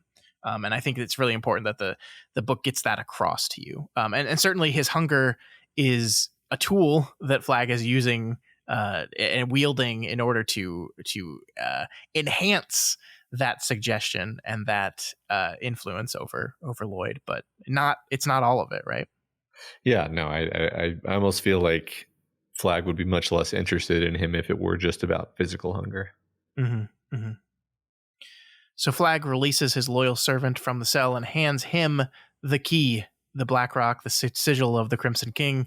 I think that the one weird thing about this Black Rock, Matt, is we don't actually know, does it have a functional use besides its symbolic one? We don't know. Yeah, like, is it actually a magic rock, or is it just a reminder? Sure, we don't know. And so we see in this chapter that they depart together. They walked towards the stairs together, past the dead men in their cells. When Lloyd stumbled in weakness, Flagg seized his arms above the elbow and bore him up. Lloyd turned and looked into that grinning face with something more than gratitude. He looked at Flagg with something like love. Oh no. Yeah, love it. It's the language here is really interesting. There's a few, and I'm glad you've actually pulled out two examples of the kind of thing I'm talking about, where it kind of doesn't sound like our kind of slap happy dumb Lloyd. Like he's using language where he's like the key, in his mind, and he's like, Lloyd wanted to find the makers and forgers, and then here it's Flagg bore him up. Like, this is very sort of like almost biblical Tolkienian like elevated language. Yeah. It fits more in with like a fantasy feeling, and it would, you've got a magical rock with the staring demon eye in it. It's just really interesting how Lloyd, like, this trial has kind of transformed Lloyd into someone who now thinks in these like pronouncements, and his chapters use these this very different kind of language, at least for now. Yeah, no, I love that. I think you're totally right. Because bore him up is very powerful imagery. Yeah. Yeah. That's so great. All right, we move on to chapter 40. This is a Nick chapter. And so I think this is a really interesting, once again, like structural chapter to chapter choice here, because we move from one servant of Flagg to what we'll see here is a would-be servant of Flagg, because Flagg wants Nick for some reason we don't quite understand yet. So we do find Nick at the start of the chapter, still in the sheriff's office, to which he has called home for the past week. His eye is useless, but not bothering him much anymore. But the bullet that grazed his leg during his fight has become infected. And like Lloyd, Nick is delirious, and he's a little fevered. And in his delirious, fevered dreams, something happens. I think this is really interesting, Matt, because we see here, unlike all the dreams he had had in his life, Nick did not have to lip read in these. He could actually hear what people were saying, and furthermore, he could talk. Right? We see this is a Nick that can both hear and speak in these dreams, and the text makes it very clear to us this is not the normal way with Nick dreams. This is something more. Yeah, because I mean, he has a developmental issue. He's never been able to hear or speak, and so he would not even know what that would be like. So right? this is clearly magic. Yeah. Yeah, I love the moments where he's hearing the guitar and he's Mhm. saying, "Oh, this is what guitar sounds like. I've never known that." Yeah. Yeah, he was like, "Is this going to be a cello? Is this going to be a piano?" Uh-huh. It's- Yeah. So the walking dude himself appears before Nick, offering him quite literally the world, but more than that, offering him the ability to hear and speak. I love this. And Nick put his hands over his face because he wanted all the things the black man shape had shown him from this high, deserted palace: cities, women, treasure, power. But most of all, he wanted to hear the entrancing sound his fingernails made on his shirt, the tick of a clock in an empty house after midnight, and the secret sound of rain. It's so it's so great because like you understand the allure to the power, to the key, I guess that you could say that Flagg is offering him here, but the simplest thing is the thing that is the most tempting to him. Mhm. Yeah, no, because he's this guy who's just horribly deprived, and Yeah. yeah, it's really quite poignant. I mean, you could even see him taking this offer just because, and you wouldn't really blame him in the Yeah. same way that you would blame Lloyd, for example, because you're like, man, like you've got such a raw deal. It's unfair. It's unfair to be put in this position. Yeah, you're right, but he doesn't accept the offer, right? Like we see here that he rejects the offer. I think he starts to reach out towards the man and feels coldness and kind of realizes that these are the type of gifts that always come with a price, and so he rejects it. He says no, and so the black man pushes him away and into the other dream. He describes it, the one with all the corn. Uh huh.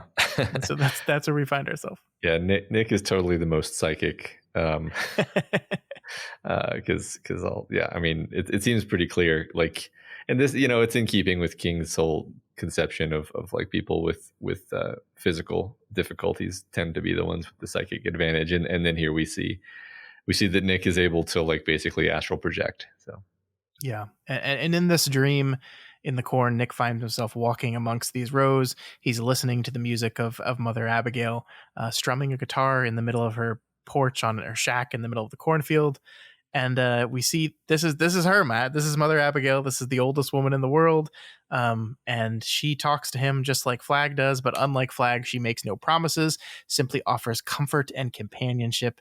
Nick asks her, "How do I tell him no? How do you breathe? How do you dream? No one knows. But you come see me anytime." I think something to point out here that might not have been translated as well to you listening to the audiobook, but the Flagg conversation is done in dialogue with quotations. The entire Mother Abigail Nick conversation is done in italics dialogue, so which kind of indicates it's not actually happening out loud. I think italicized speech is what King uses for thought typically. And I don't think the book ever comes right out and says that they're mind talking, but the the font seems to indicate that. yeah, it makes sense. So what's going on here, Matt? Who is this lady? I mean, I'm pretty sure Mother Abigail's a real person who is literally inviting Nick to go join her in some safe place, and you know, Nick is super psychic, so the message came through to him clearly. While for other characters, it's been kind of dreamlike and vague. Who is she? I mean, I don't know. She seems like the good person, right? She seems like that. She's elderly, which automatically means she's beyond reproach in the Stephen King cosmology. I have to admit that when you talked about that months and months ago, Mother Abigail was one of the first person that jumped into my head. Uh-huh. Yeah. So like, yeah, she's our scion of the white. She reminds me of the woman at River Crossing. Yeah, no, that's a great pull. I like that. Yeah. So Nick wakes up from his dream. His fever has abated, and he decides that he knows where he wants to go now. He knows somehow, magically, that Mother Abigail is in Nebraska. Not only that, Matt, he knows like the city and the county and the exact location of where Mother Abigail is. And he decides, that's as good of a place to go as any. So he starts heading towards Nebraska. And that's where we leave Nick with this wonderful sentence here. I think this is kind of like these last few chapters very much feel like King knows he's about to approach the end of a book. And so we're like leaving all of our characters at the end of one specific like leg on their journey. And I think this in particular stands out to me for Nick in that light. The evening before he went to sleep, he stood in another farmyard, his face turned up toward to the sky, watching a meteor shower scratch the night with cold white fire. He thought he had never seen anything so beautiful. Whatever lay ahead, he was glad to be alive. Yeah, I love the recurring beat of the falling stars. The meteor shower. That's definitely fun. Mm-hmm. Yeah. And so Nick seems to be in a pretty good place right now, I think. He's still alone. He hasn't found any companions on his journey, but at least he's better off than Larry. Yeah, right. I mean, despite the fact that terrible things have happened to him, he just has this attitude. You know, I think that's one thing the book is saying. Actually, is like it's kind of all in your attitude and how you manage to take things. Sure. Because really, really bad things have been happening to Nick, and he just is able to be like, oh, okay, fuck, all right, I guess that sucked, but let's move on. He has a kind of serenity to him, I think. Yeah. That's a great word. I love that word. Yeah. All right, Matt. Chapter 41. It's another Jesus, Larry fucking sucks, doesn't he? Chapter. Uh-huh.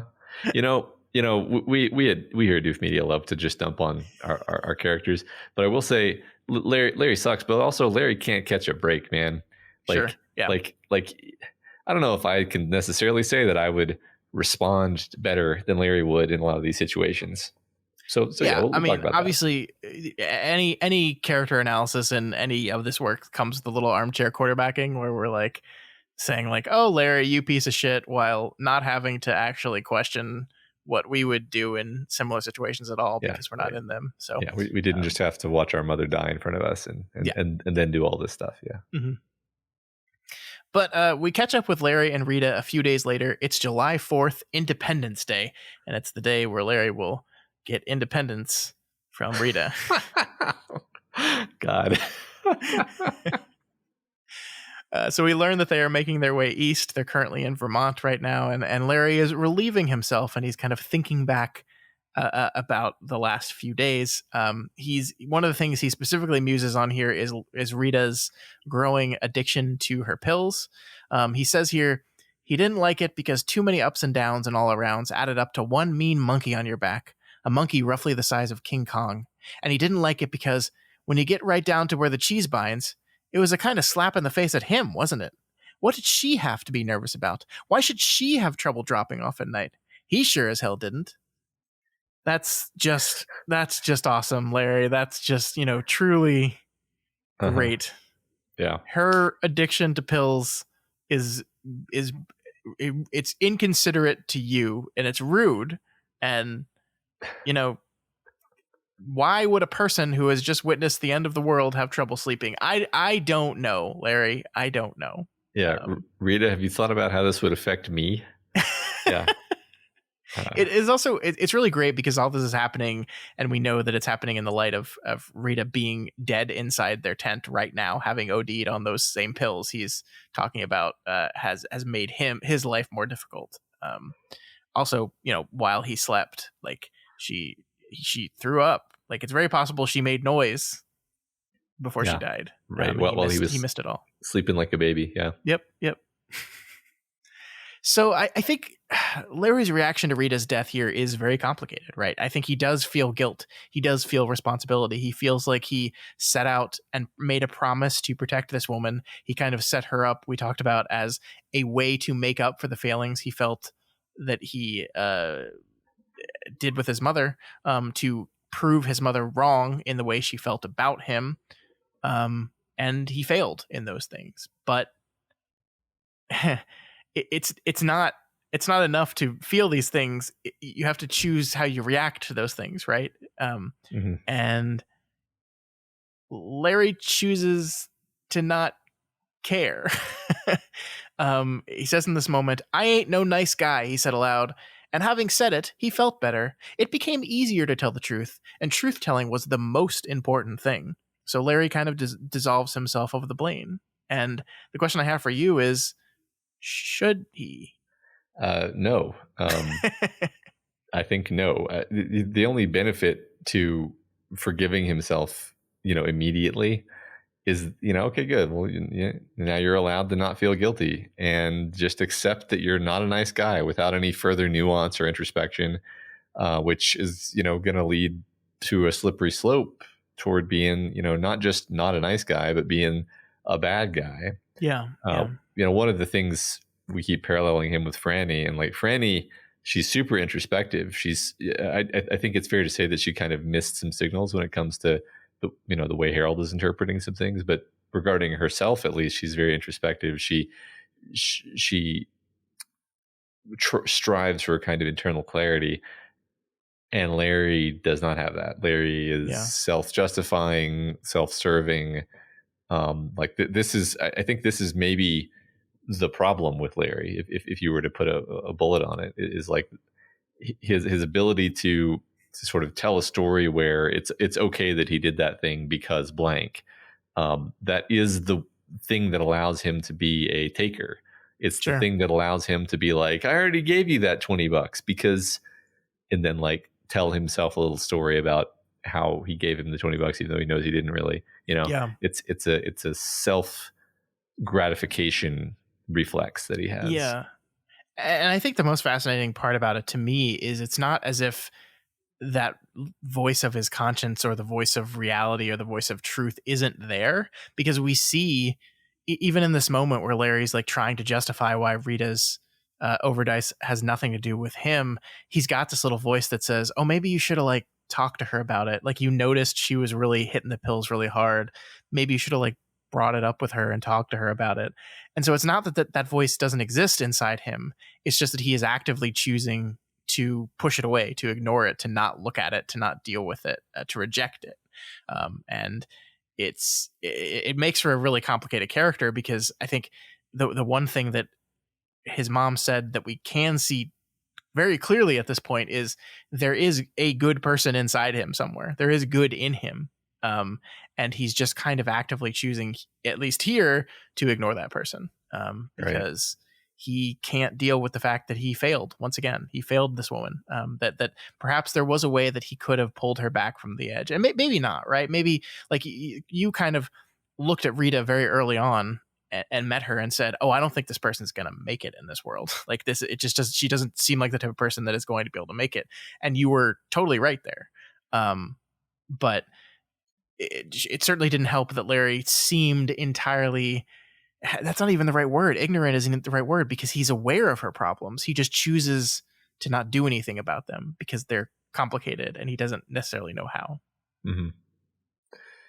Yeah, right. I think, he's just, selfish is what it is, right? Yeah. It's just succinctly.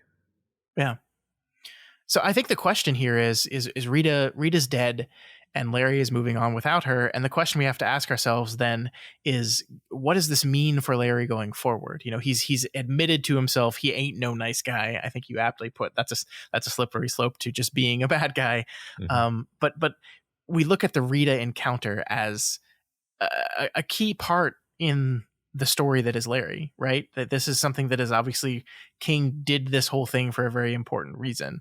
And so the question we have to ask ourselves in this seemingly rising dichotomy that the book is creating between good and evil, Randall Flagg and Mother Abigail, where does an ain't no nice guy Larry Underwood find himself? And how does Rita move him one direction or another? Mm-hmm. Yeah, at this moment, I feel like Larry is our everyman whose soul hangs in the balance between Christ and Antichrist. He is the thesis of the story. He is simultaneously sinful, flawed, fallen, but also there is goodness in him, as his mother observed, as you just said. And he's trying. He has tried. He tried to be good. He tried to take care of Rita, and then he failed and decided that meant that he was a bad guy. I guess, it's like, I guess one thing I could say is trying isn't enough. Yeah. And it's like, it's the world is being extremely demanding of Larry. That's kind of how I chose to open up the chapter, is like, yeah, he doesn't come out of this chapter looking great, but also he is being put under really bad situations. And it's like, well, when you fail in a really hard situation, how how hard on you can we really be? And I don't know if there's a clear answer to that actually, but the short answer though to your question, I don't know where he's going to fall. I feel like that is the question to be asking at this point in the story though. Sure. Yeah.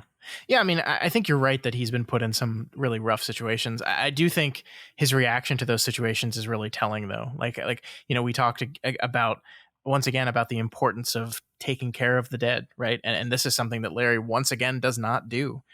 He leaves Rita in the place she died, in the tent she died in. Mm-hmm. He like the most he does is kind of go back in the tent very briefly to just grab his stuff, and he can't even look at her. He won't look at her.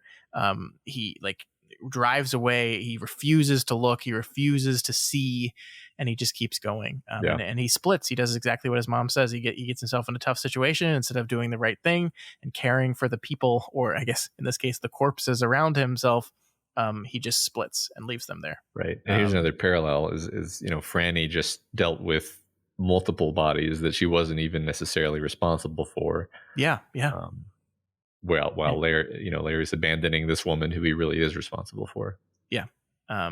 So yeah, I think you're right. I think we leave Larry, we leave Nick in a good place where we feel like Nick's, literally heading towards goodness, I guess we could say. Yeah. And we're just not sure. We're just not sure about Larry. Yeah. I do love this part as a way of kind of, King like spends the rest of this chapter showing the way in which these choices Larry has done are having effects on him without directly doing it. Like there's this part where Larry gets into a motorcycle accident. It's not that bad, but it could have been. And then like for the rest of the day is absolutely terrified of driving the motorcycle above 20 miles an hour. I think it's this really fascinating way how Larry is like pushing his guilt and the way he's feeling about certain things into different actions. And this is like he's kind of pushed it into this absolute terror of driving faster than 20 on this motorcycle, which is painfully slow. My God, that's so slow. Yeah, right. Guilt and I think even like shock and fear and even grief, I think. I mean, I think he cared about Rita somewhat, right? Yeah, certainly. Yeah. It's interesting to parallel, his relationship with Rita and Franny's relationship with Harold, yeah. Because I guess I'll just say it seems like Larry wasn't really all that attracted to Rita. Similarly to the way that, Franny's not really attracted to Harold at all. But Larry just kind of decided, like, I guess we're a couple now, cool. Yeah. And then like went along with it in a way that he wasn't really enjoying at all. It was very perfunctory. Sure. And that felt like another way in which they're being paralleled, and Larry is kind of failing the test. Yeah, definitely. I mean, I think they both feel responsible for these people, right? Franny feels responsible for Harold. Larry felt responsible for Rita. And the ways in which that responsibility was reflected was very, very different. I mean, I'll go once again to the moment where Franny basically tells a fat joke about Harold in her own head and then kind of mentally chastises herself for doing so. Meanwhile, Larry's interactions with Rita is like, in his head, he's like, she's really fucking annoying sometimes, but I've been doing like really good about not getting annoyed. Like one time she almost exploded a can and I didn't yell at her for it. And so I'm the best person in the world. Yeah, I guess it's a matter of standards. That's a good point. So, yeah, I mean, I think the book is working overtime to contrast these two characters very interestingly. And to what end, we still do not know. But that is where we leave Larry for the week, going off on his own somewhere. And which direction, we just don't know. Yeah. I do like the moment at the end of the chapter, though, because I don't think Larry in this chapter does not have dreams of Flagg, but the chapter actually ends with him like hearing Flagg, right? Like he's in this band shell trying to sleep, and he hears the presence, and he feels the presence of someone. He hears dusty boot heels walking around him, and it's like this is definitely Flagg, but it's not Flagg like directly confronting him. Yeah, it felt to me like maybe, psychically speaking, Flagg is kind of hanging back to see what happens with Larry. He's not ready to pounce yet. I love that. I love that so much. That's great. All right, so our final chapter of the week, Matt. This is a Stu chapter, and it serves as one of the first times we get to see one of our main characters from someone else's perspective, because in this chapter, Stu comes across Franny and Harold. So for the first time, our characters meet each other. Yeah, it's very cool to end book one with the first meetup of our main characters. Yeah, I agree. So we find Stu at the beginning of this chapter sitting on a rock eating a meal. We learn that Glenn did not come with him as he traveled further east. He was content hanging out where he was, although he did say, if you come back by this way and ask me again, I might actually come with you. So there's hope we'll see Glenn Bateman again, Matt, but not right now. Yeah, we'll see. We do get some last parting advice from Glenn, though, and I think it's interesting enough to talk about here. Shall I tell you what sociology teaches us about the human race? I'll give it to you in a nutshell. Show me a man or a woman alone, and I'll show you a saint. Give me two, and they'll fall in love. Give me three, and they'll invent the charming thing we call society. Give me four, and they'll build a pyramid. Give me five, and they'll make one an outcast. Give me six, and they'll reinvent prejudice. Give me seven, and in 7 years, they'll reinvent warfare. Man may have been made in the image of God, but human society was made in the image of his opposite number and is always trying to get back home. So, wow, that's a lot, right? Well, yeah, unfortunately, it ends up being prescient because this is kind of what we see begin to happen pretty shortly, right? Mm-hmm. But, I think it also speaks to what's going on with the Larry situation. Oh, sure. Larry can only be a saint when he's alone. He gets in trouble as soon as other people are involved, though. Yeah, but if we listen to Glenn, then other people are inevitable. So Larry's going to have to figure out how to not get in trouble.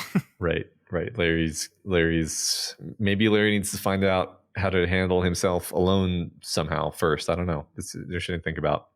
Sure. Yeah. But yeah, no, I do wonder. Part of me thinks that this is going to turn out to be one of those things where this is actually the outline of the whole rest of the book, and down to the smallest detail. We're gonna 7 years are gonna pass, and then there's gonna be a war, and we'll see. Sure. I really do love that line, though. Man may have been made in the image of God, but human society was made in the image of his opposite number and is always trying to get back home.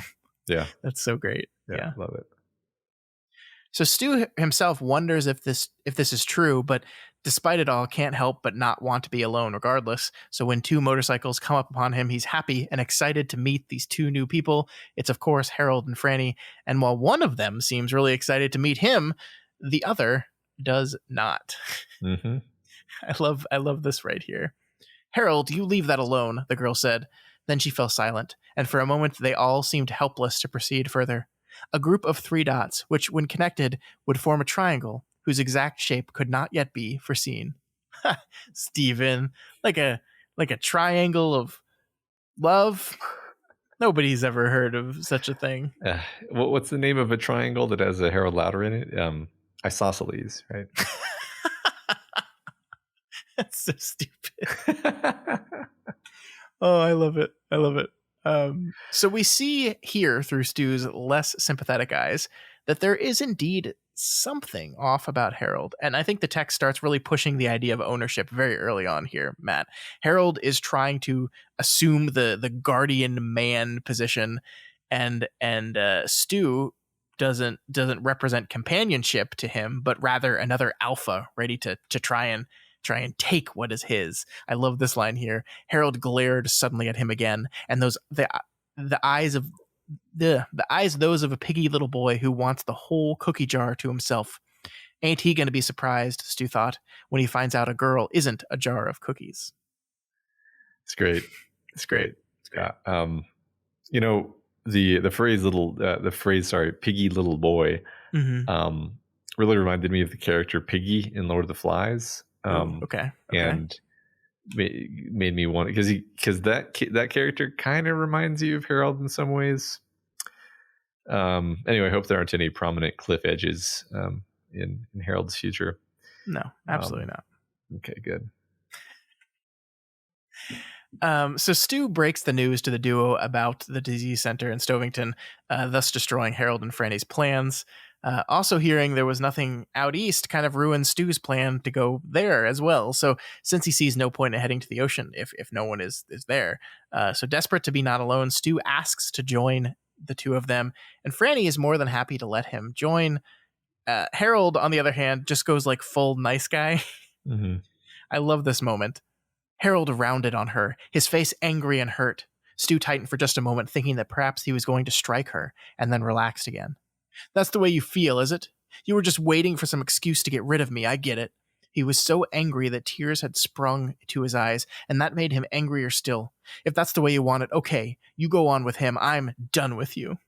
This is, Harold, this is ridiculous. Uh-huh. That's a ridiculous reaction to have with, hey, can I come hang out with you? To only other people alive in the area. Yeah, no, I mean, you can really see how far along Harold's fantasy life has gone. You know, you can tell he's been picking out their children's names in his mind as they've been riding their motorcycles, and now here comes this guy to crash into his fantasy world where they were indeed the only two surviving people, and he wasn't going to have any competition or have to interact with anybody really. Yeah, and he's not handling it well.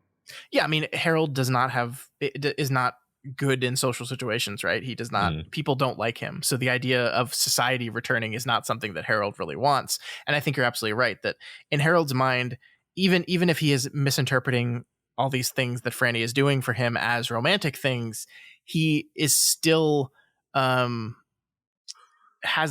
a lack of self-confidence to where he believes vehemently that Franny could never actually love him. And so in his mind, the only reason Franny would be with him is if he was literally the last man on earth, which which he thought up until this moment that he was. And so like, and he seems to be fine with that, right? Like he's totally fine with Franny not really being into him, but would be with him out of necessity. Like that's a thing that he's totally fine with. Uh-huh. And then another man walks up and it's immediately like, oh, the only reason you would ever even entertain the idea of being with me is if it was only me. So another man being here immediately means I'm done. I lose. Yeah. And that's the lack of confidence and that he has in himself. Yeah. Well, that's what he. Yeah. I mean, self-loathing, really, right? Yeah. Right. Yeah. I think you're. Yeah. That's a better word for it. Sure. And so like this reaction has probably very little to do with Stu and Franny at all, and everything to do with how he views himself. 100%. Yes. That is why this, insane thing to do, to be like, fine, I'm going off by myself to die, like just because a man has shown up. It's really fear, actually. We all know what fear leads to in Stephen King stories. Don't quote Yoda to me, no, please. No. In fact, let's all agree to forget that quote. Yeah, because it doesn't make any sense. You know that scene in the movie Sphere when they all agree to forget? Yes. Let's do that right now for that quote. Unfortunately for you, Matt, nobody but the two of us saw Sphere, so nobody knows what you're talking about. Maybe they all saw it and then they did that scene.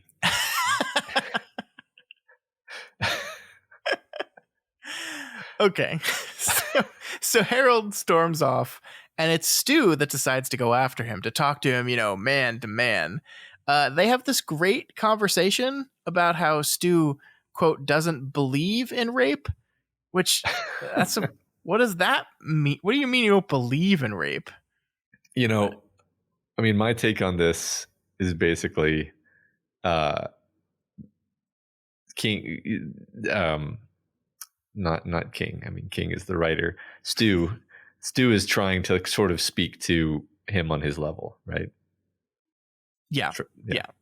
I agree with you, because it's a weird, like the the idea that you're like, it seems anti-Stu to like go off and talk with this guy and then be like, well, a man who's rejected by a woman can do two things, and the one he should do is just use his hand, which like is like, you're just like reading this and you're like, I mean, yes, Stu, I agree with you that masturbation is indeed a better choice than rape. I agree with you, Stu, but why are we talking about this? And I think you're totally right that he has kind of sussed out the type of person Harold is, and is just legitimately trying to meet him on his level to talk to him in a way that he thinks this person will understand. And it comes off very, very weird though, reading it. Yeah, he's trying to speak Harold's language. He's doing it in a very kind of salty, salt of the earth, East Texan as conceived of by a New Englander writer type language. Yeah. Which is fine and kind of delightful in its way. But you know. Yeah, I'm just imagining him with this really East Texas drawl being like, just use your hand. Man's got to use his hand from time to time. Not too often now. So yeah, I mean, it works is the thing, and you buy it. I honestly, it didn't bother me that much in the moment, although it's kind of funny now that you point out that like this is the most words that Stu has ever said in sequence, and they have to do with jacking off, which is pretty funny actually. Now you wanna start slow. Are you familiar with what I'm talking about, son? No, this is good. This is really, I mean, look, if there's one thing I know Harold Lauder is extremely familiar with, it's jacking off. Like, let's be clear here. Very fair. So yeah, I mean, I think the important part here though is that Stu promises that he's not really interested in Franny. And because Harold negotiates women like they're in a hostage situation, it cools him off enough to where he lets Stu join them. He's like, okay, so you promised, you're safe. So the three of them go off together and everything will be totally fine now. Yep. Situation seems 5 by 5. Yeah. Except here's what the chapter ends on. Stu found his gaze was drawn again and again to Fran's face, her lively eyes, the small but determined set of her chin, and the way the line formed between her eyes, indexing her emotions. He liked the way she looked and talked. He even liked the way her dark hair was drawn back from her temples. And that was the beginning of his knowing that he did want her, after all. Oops. Uh-oh. Well, that's fine, because Franny is probably not at all interested in this confident, strong, down-to-earth, steely Texas man. Yeah. It'll be fine, Harold. It'll be fine. Yeah, there's nothing attractive about a quiet, capable, handsome widower. Yeah, no, it's I want that you versus the guy she told you not to be worried about. Oh my god, that's incredible. Yeah, that's so good. Well, you know, I hope that Harold does. Let me put it this way: I hope Harold doesn't react poorly when the inevitable fallout of the situation occurs. And I'm sure he'll take it really maturely. Look, if there's one thing we know about Harold Lauder, it's that he would react to this in an incredibly mature way. He wouldn't overreact at all. He wouldn't like storm off immediately the second Franny talks to another man. No. And that's, I mean, honestly, the best thing that could possibly happen. Is, no, we're not setting anything up here. We're being really sarcastic this week, but I think it's called for. I mean, like, I think Harold Lauder invites a lot of sarcasm. I'll say that. That's fair. And that is the end of our chapter and the end of book 1 of The Stand. So here we are, Matt, at the end of book 1. How you feeling? I mean, there's a lot of book left, right? I think we're 400 pages into this 1,100 page book. So we've got about 700 pages left. What's going to happen? I don't know what's going to happen. I will say that I've loved book 1. The thing that I've appreciated about it consistently is that we're spending time in, you know, this part of the beginning of the apocalypse, right? The part of the apocalypse that I feel always gets skipped over in other fiction to sort of get to the juicier part. And it's like, man, this has been plenty juicy for me. This has got a lot of incredibly dramatic moments. And you know, I think easier to put yourself in these situations too, because this is it's not so distant from our present circumstances that you have difficulty inserting yourself into it. But yeah, just loving this. Where are we going from here? Oh, I don't know. I think people are going to start meeting up. I think Randall Flagg is going to gather his acolytes. I don't know who those are going to be exactly. I mean, Lloyd, for one. What happens with Larry? I think that's going to be a big crux of conflict, is what way he ends up going. I think certain of our characters are pretty, guaranteed to be, quartet members ultimately. The core good guys, and then not necessarily all of them though. I'm not 100% sure about that. We'll just have to see what happens as they begin to meet each other. I want, how like books have quotes from reviewers on them. Like my version of The Stand I'm looking at right now has like a master storyteller, Los Angeles Times, and it has another quote on the back: "As brilliant a dark dream has ever been dreamed in this century," from the Palm Beach Post. I want there to be a new edition of this book that just says, "Juicy enough for me, Matt Freeman." Can we make that happen, people? Someone make that happen. That's okay. That's gonna do it for our chapters for the week. The Stand will continue next week with chapters 43 and 44. Like I said at the very beginning of the show, we are now going to see, at least for the next month or so, 2, I think 3 at max chapters covered a week, because the chapters are just going to start to get a little bit longer. There's going to be a lot more that's happening in the individual chapters. So it's gonna be fun, Matt. It's gonna be fun. Yeah, that's cool. I don't know, that, I guess it kind of makes me happy that the chapters are going to get longer, and that to me means, juicier. Sure. Yeah. Just kidding. So juicy. It's the thing now. Yeah. Sorry. All right, let's move on to our discussion questions section for the week. Matt, what was our question last week for our listeners? What is your favorite horror setting / sequence in a book? And this is just a reminder for those of you out there that we have been getting a huge influx of answers to these questions lately, and so we are now at random picking answers, right? So if your answer is not here, it's not because we didn't like it or didn't like you. We're honestly just picking totally randomly. Yeah, we're taking a subset, and it does kind of break my heart, because we have managed to do 100% of the answers pretty much up until recently. Yeah. But like these episodes are going to take 3 hours if we. It's 2 hours. We're 2 hours in right now, and we haven't even started reading these answers. So without further ado, first from the Walk-in Hard Case, I'm going to answer this week's discussion question in a slightly different way. Throughout Gurm's Asoyaf, and by that I mean Song of Ice and Fire by George R. R. Martin, there are countless references to Old Valyria and what a horror it is. So the short answer to the discussion question, Old Valyria. But I want to also share the particular scene that makes it my answer. And then there's a quote: "Landing in the courtyard of the Red Keep on a day that would long be remembered, Arya was afflicted with something that neither the Grand Maester nor Septon Barth had ever seen before, a worm-like creature that had been roasting the girl from within. Only plunging her in a bath of freezing water was able to end the creatures, but it killed Arya also. As worrying as the creatures had been, something else had terrified the court even more. Balerion, the greatest of the Targaryen dragons, had been wounded. The last time Balerion had faced a beast similar to himself in combat had been Quicksilver at the battle beneath the God's Eye, and he had made short work of the smaller dragon."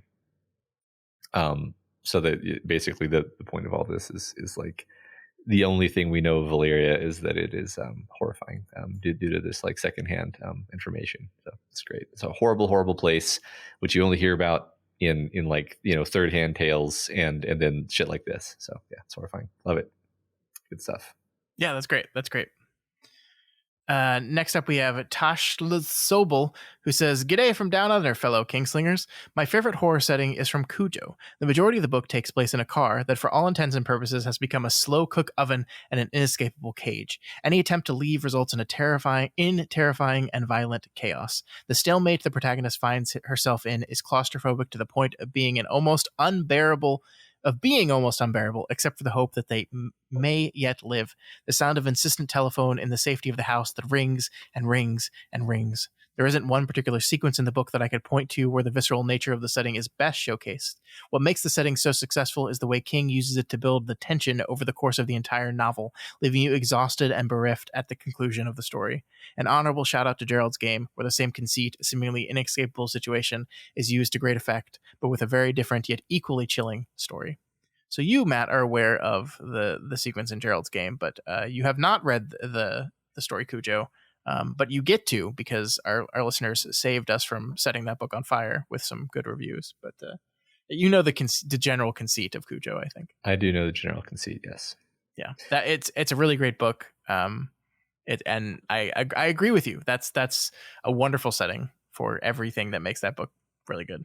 Kind of reminds me of Lloyd being trapped in the prison cell, just being trapped as a source of fear.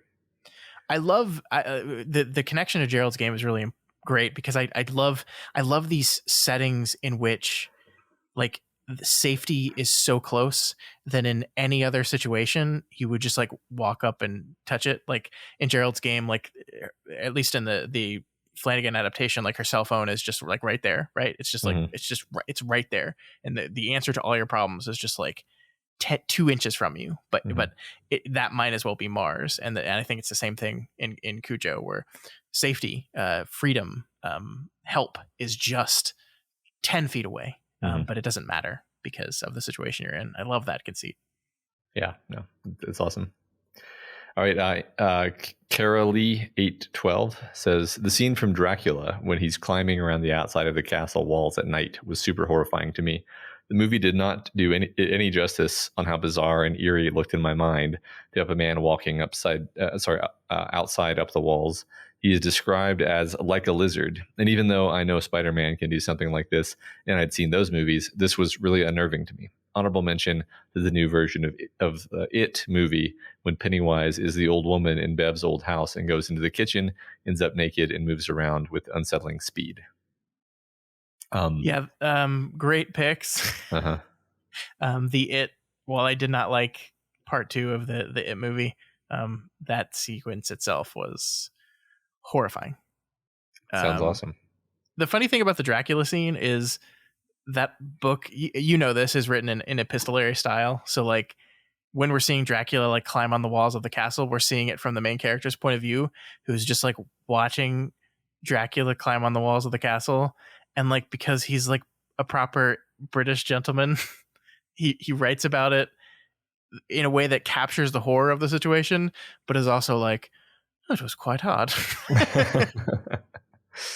I think this Dracula man might be a little bit more dangerous than I thought at first. Yes. What an eccentric fellow. Renee Runn says, frankly, the most terrifying setting is an enclosed space with no perceivable escape. The quartet trapped on Blaine the Motto sticks with me the most. Probably doesn't help that my brain was stuck there for so many years before I read the next book. Alien and Jaws being trapped in basically a boat are the movies that really gripped my childhood in fear, though. Yeah. That's kind of similar to what we talk about with Cujo and Gerald's Game. You know, you're in an enclosed space, you're trapped, and there's nothing you can do to get out of it. Yeah, there's a lot of stories that I think of now where you're trapped. Either you're just trapped and you're gonna starve, or you're trapped and there's a monster somewhere, either with you or like just outside. That's so many different things. A lot of which I love a lot. So sure, cool stuff. Eric H says a horror sequence that has always stuck with me since I read it over 30 years ago is Clive Barker's Midnight Meat Train.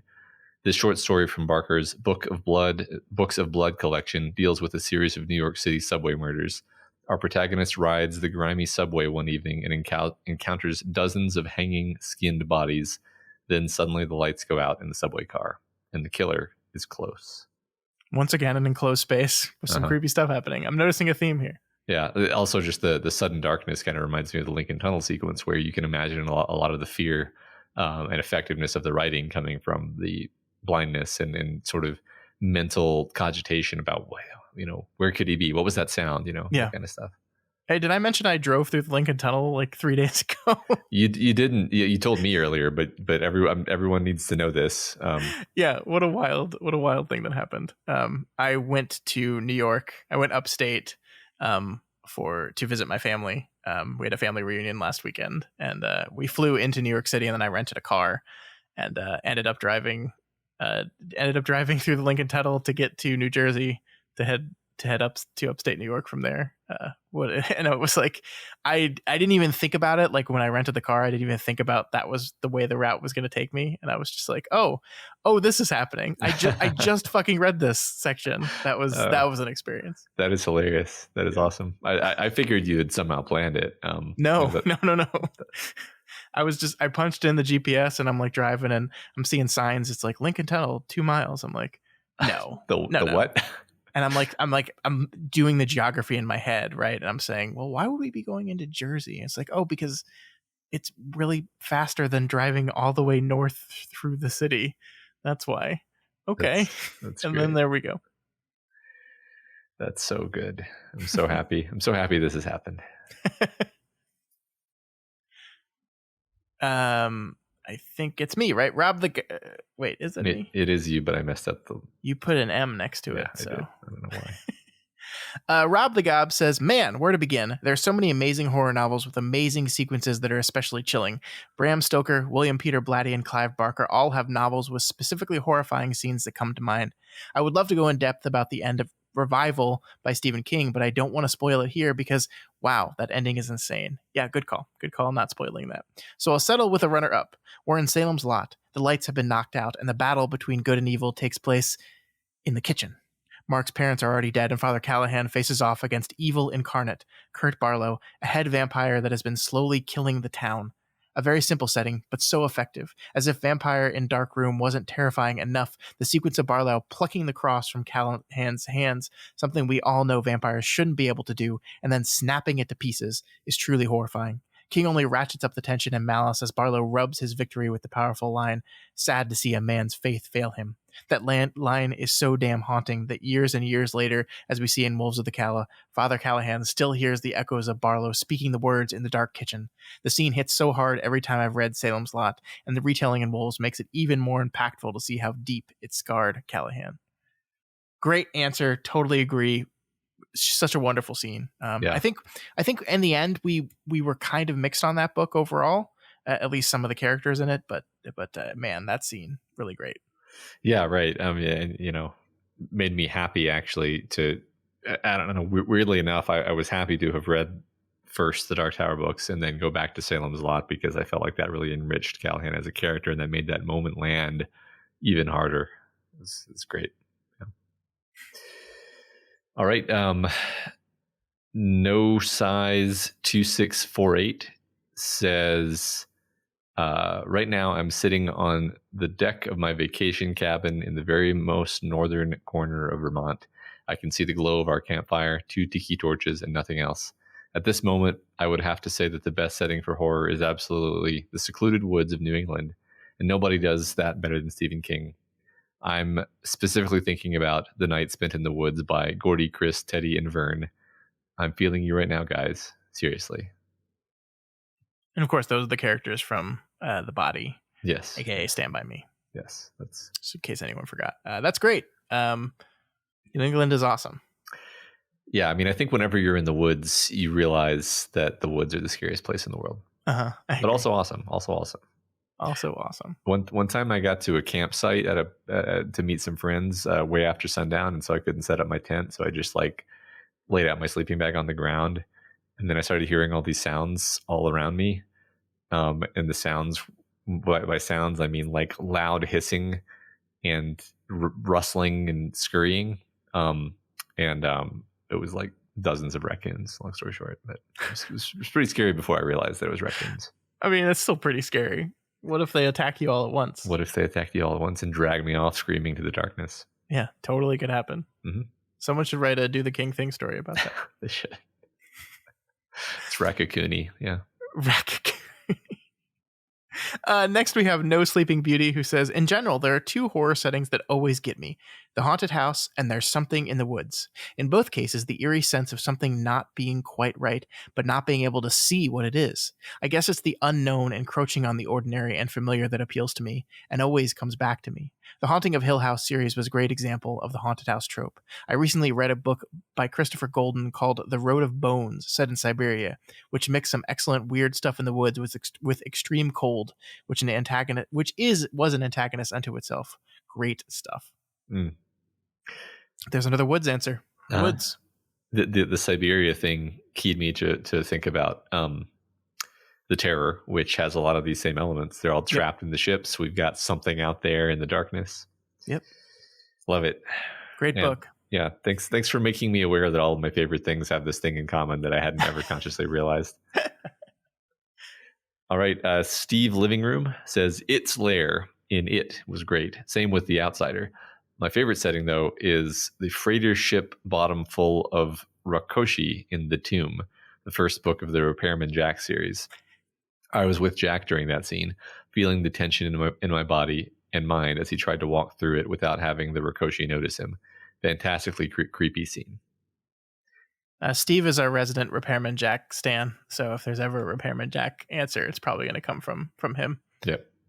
I tried to make that happen on the book club before, but sadly, no one voted for it. I'm kind of very curious about these books now. I will read them one day. Yeah, me too.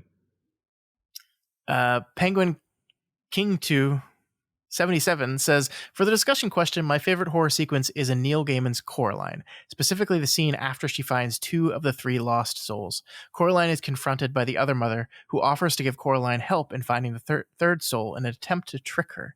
In this scene, it's described how much the other mother's appearance has changed, which always creeped me out. But to me, the horror was when the other mother tells Coraline that she loves her. The book states that Coraline knew that it was true. The other mother did love her, but like a greedy person loves money or a dragon loves gold. And it was the first time as a kid I read a negative type of love, not greed or envy or envy or lust, but love. And it always just stuck with me.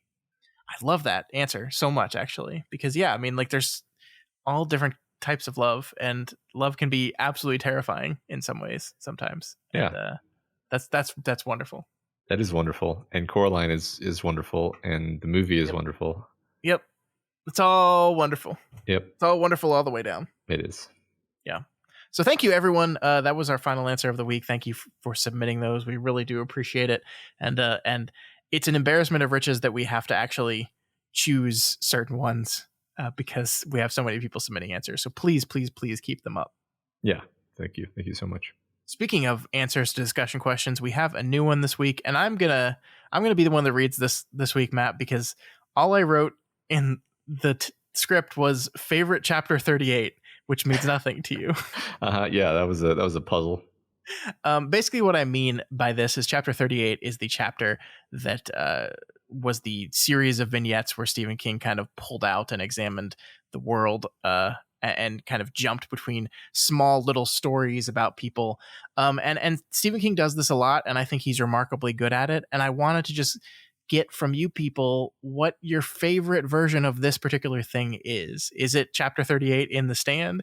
Is it the times that Stephen King has done it in other novels?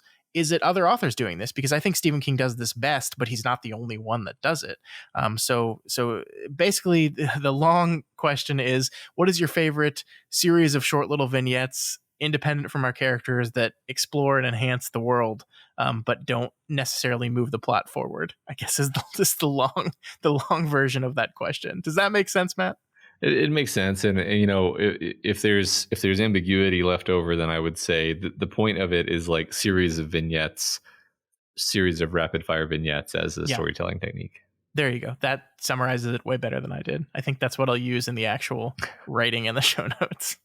Yeah, it's I can think of a lot of examples of this kind of thing though. So me too. Good luck. Yeah, good luck. Don't get it wrong. Yeah, right. All right, folks, that is going to do it for us this week. As we said, next week we begin book 2 of The Stand. We'll be reading and discussing chapters 43 and 44. I believe the first one is a Nick chapter. So that's exciting. Nice. Cool. Can't wait. All right. Remember, you can reach out to us via email at kingslingerspod@gmail.com or on Twitter @kingslingerspod, and also the subreddit at r/doofmedia. These are all places to answer the discussion question or just hang out. One of our contributors continues to describe the differences between the 2 different editions of The Stand every week. That's been really cool to keep up with. And there's always fun things going on in the subreddit. It surprises me, actually. Yeah, no, it's great. I appreciate all you guys that participate in those conversations, because we don't have time to always be in there chatting. So we appreciate those of you that keep those conversations moving. Yeah. Thank you so much. And of course, you guys need to subscribe. I've done this whole spiel before. You know it. I know it. We're in part 5 of the book by now. It's probably not the first one you've been listening to, but just do it. Just subscribe. Yeah. Just do it. Just do it. Yeah. Yeah. Thanks. And if you like Kingslingers and you want to support this podcast, then please consider donating to patreon.com/doofmedia. Special thanks this week to a bunch of new patrons: Taylor P, Bonnie, Anthony C, Sigma A, Robert M, and Dunongo. Welcome. We hope you enjoy the fun stuff we've got going on over on the Patreon, including our other levels of the Tower bonus podcast, where we cover adaptations of Stephen King's works, unfortunately including Cell. It's not Stephen's fault. Okay, it's a little bit of Stephen's fault. It's a lot of people's fault. One of them was Stephen. One of them is John Cusack for sure. John, how could you do this to me, John? Check out the episode for more. And if you cannot afford to donate to us right now, that is absolutely okay. You can always help us out by sharing the podcast, by talking about it online, by participating in the subreddit, by doing all the things you're probably already doing. Keep doing them. They help. And of course, you can help us out by leaving a rating and a review on Apple Podcasts or whatever platform you listen to the podcast on that offers the rating and review service. This week's spotlight review comes from Arizona K from PA, who gives us 5 stars and says, "Thursday is my favorite morning. Kingslingers is enjoyable, engaging, and enlightening. I've been listening since the 3rd episode, and it's the only podcast I literally listen to on a schedule. Thank you, Matt and Scott, for accompanying me along my first journey to the Dark Tower and beyond. Your insight and intellect is always helpful. I have such fun reading each week and find myself trying to pick out parts that will be highlighted in the next breakdown. Sometimes I can't wait for the next week, and I've also begun to go through and reading the other books in the giant backlog of the Doofcast's monthly book club. And I'm sure I speak for everyone here. Thank you for playing a major role in keeping my spirits up during the pandemic." That's incredibly kind of you. Wow. Thank you so much. Yeah, that really means a lot to hear. I'm just really, heart is warmed right now. Yeah, I also love when we hear from people that like we were part of their first journey to the tower, because I think I worry sometimes about what our style of deep reading does to people just trying to enjoy the thing for the first time. Yeah. If it hurts that enjoyment or not. And so it's comforting to hear that it did not, at least for this particular person. So thanks for sharing that. Yeah, I can't bear to be responsible for the way somebody is interpreting a book for the first time. It would kill me. It would kill me if I hurt their enjoyment in any way because of that. Yeah. Right. Especially with the things that I love so much, like the Dark Tower. Yeah. All right, folks, we will see you right back here next week for the next 2 chapters of The Stand. I can't wait to get into book 2, Matt. The first one was fun, and this promises to be pretty good as well. So we'll see you right back here next week for those chapters. Long days and pleasant nights. And may you have twice the number.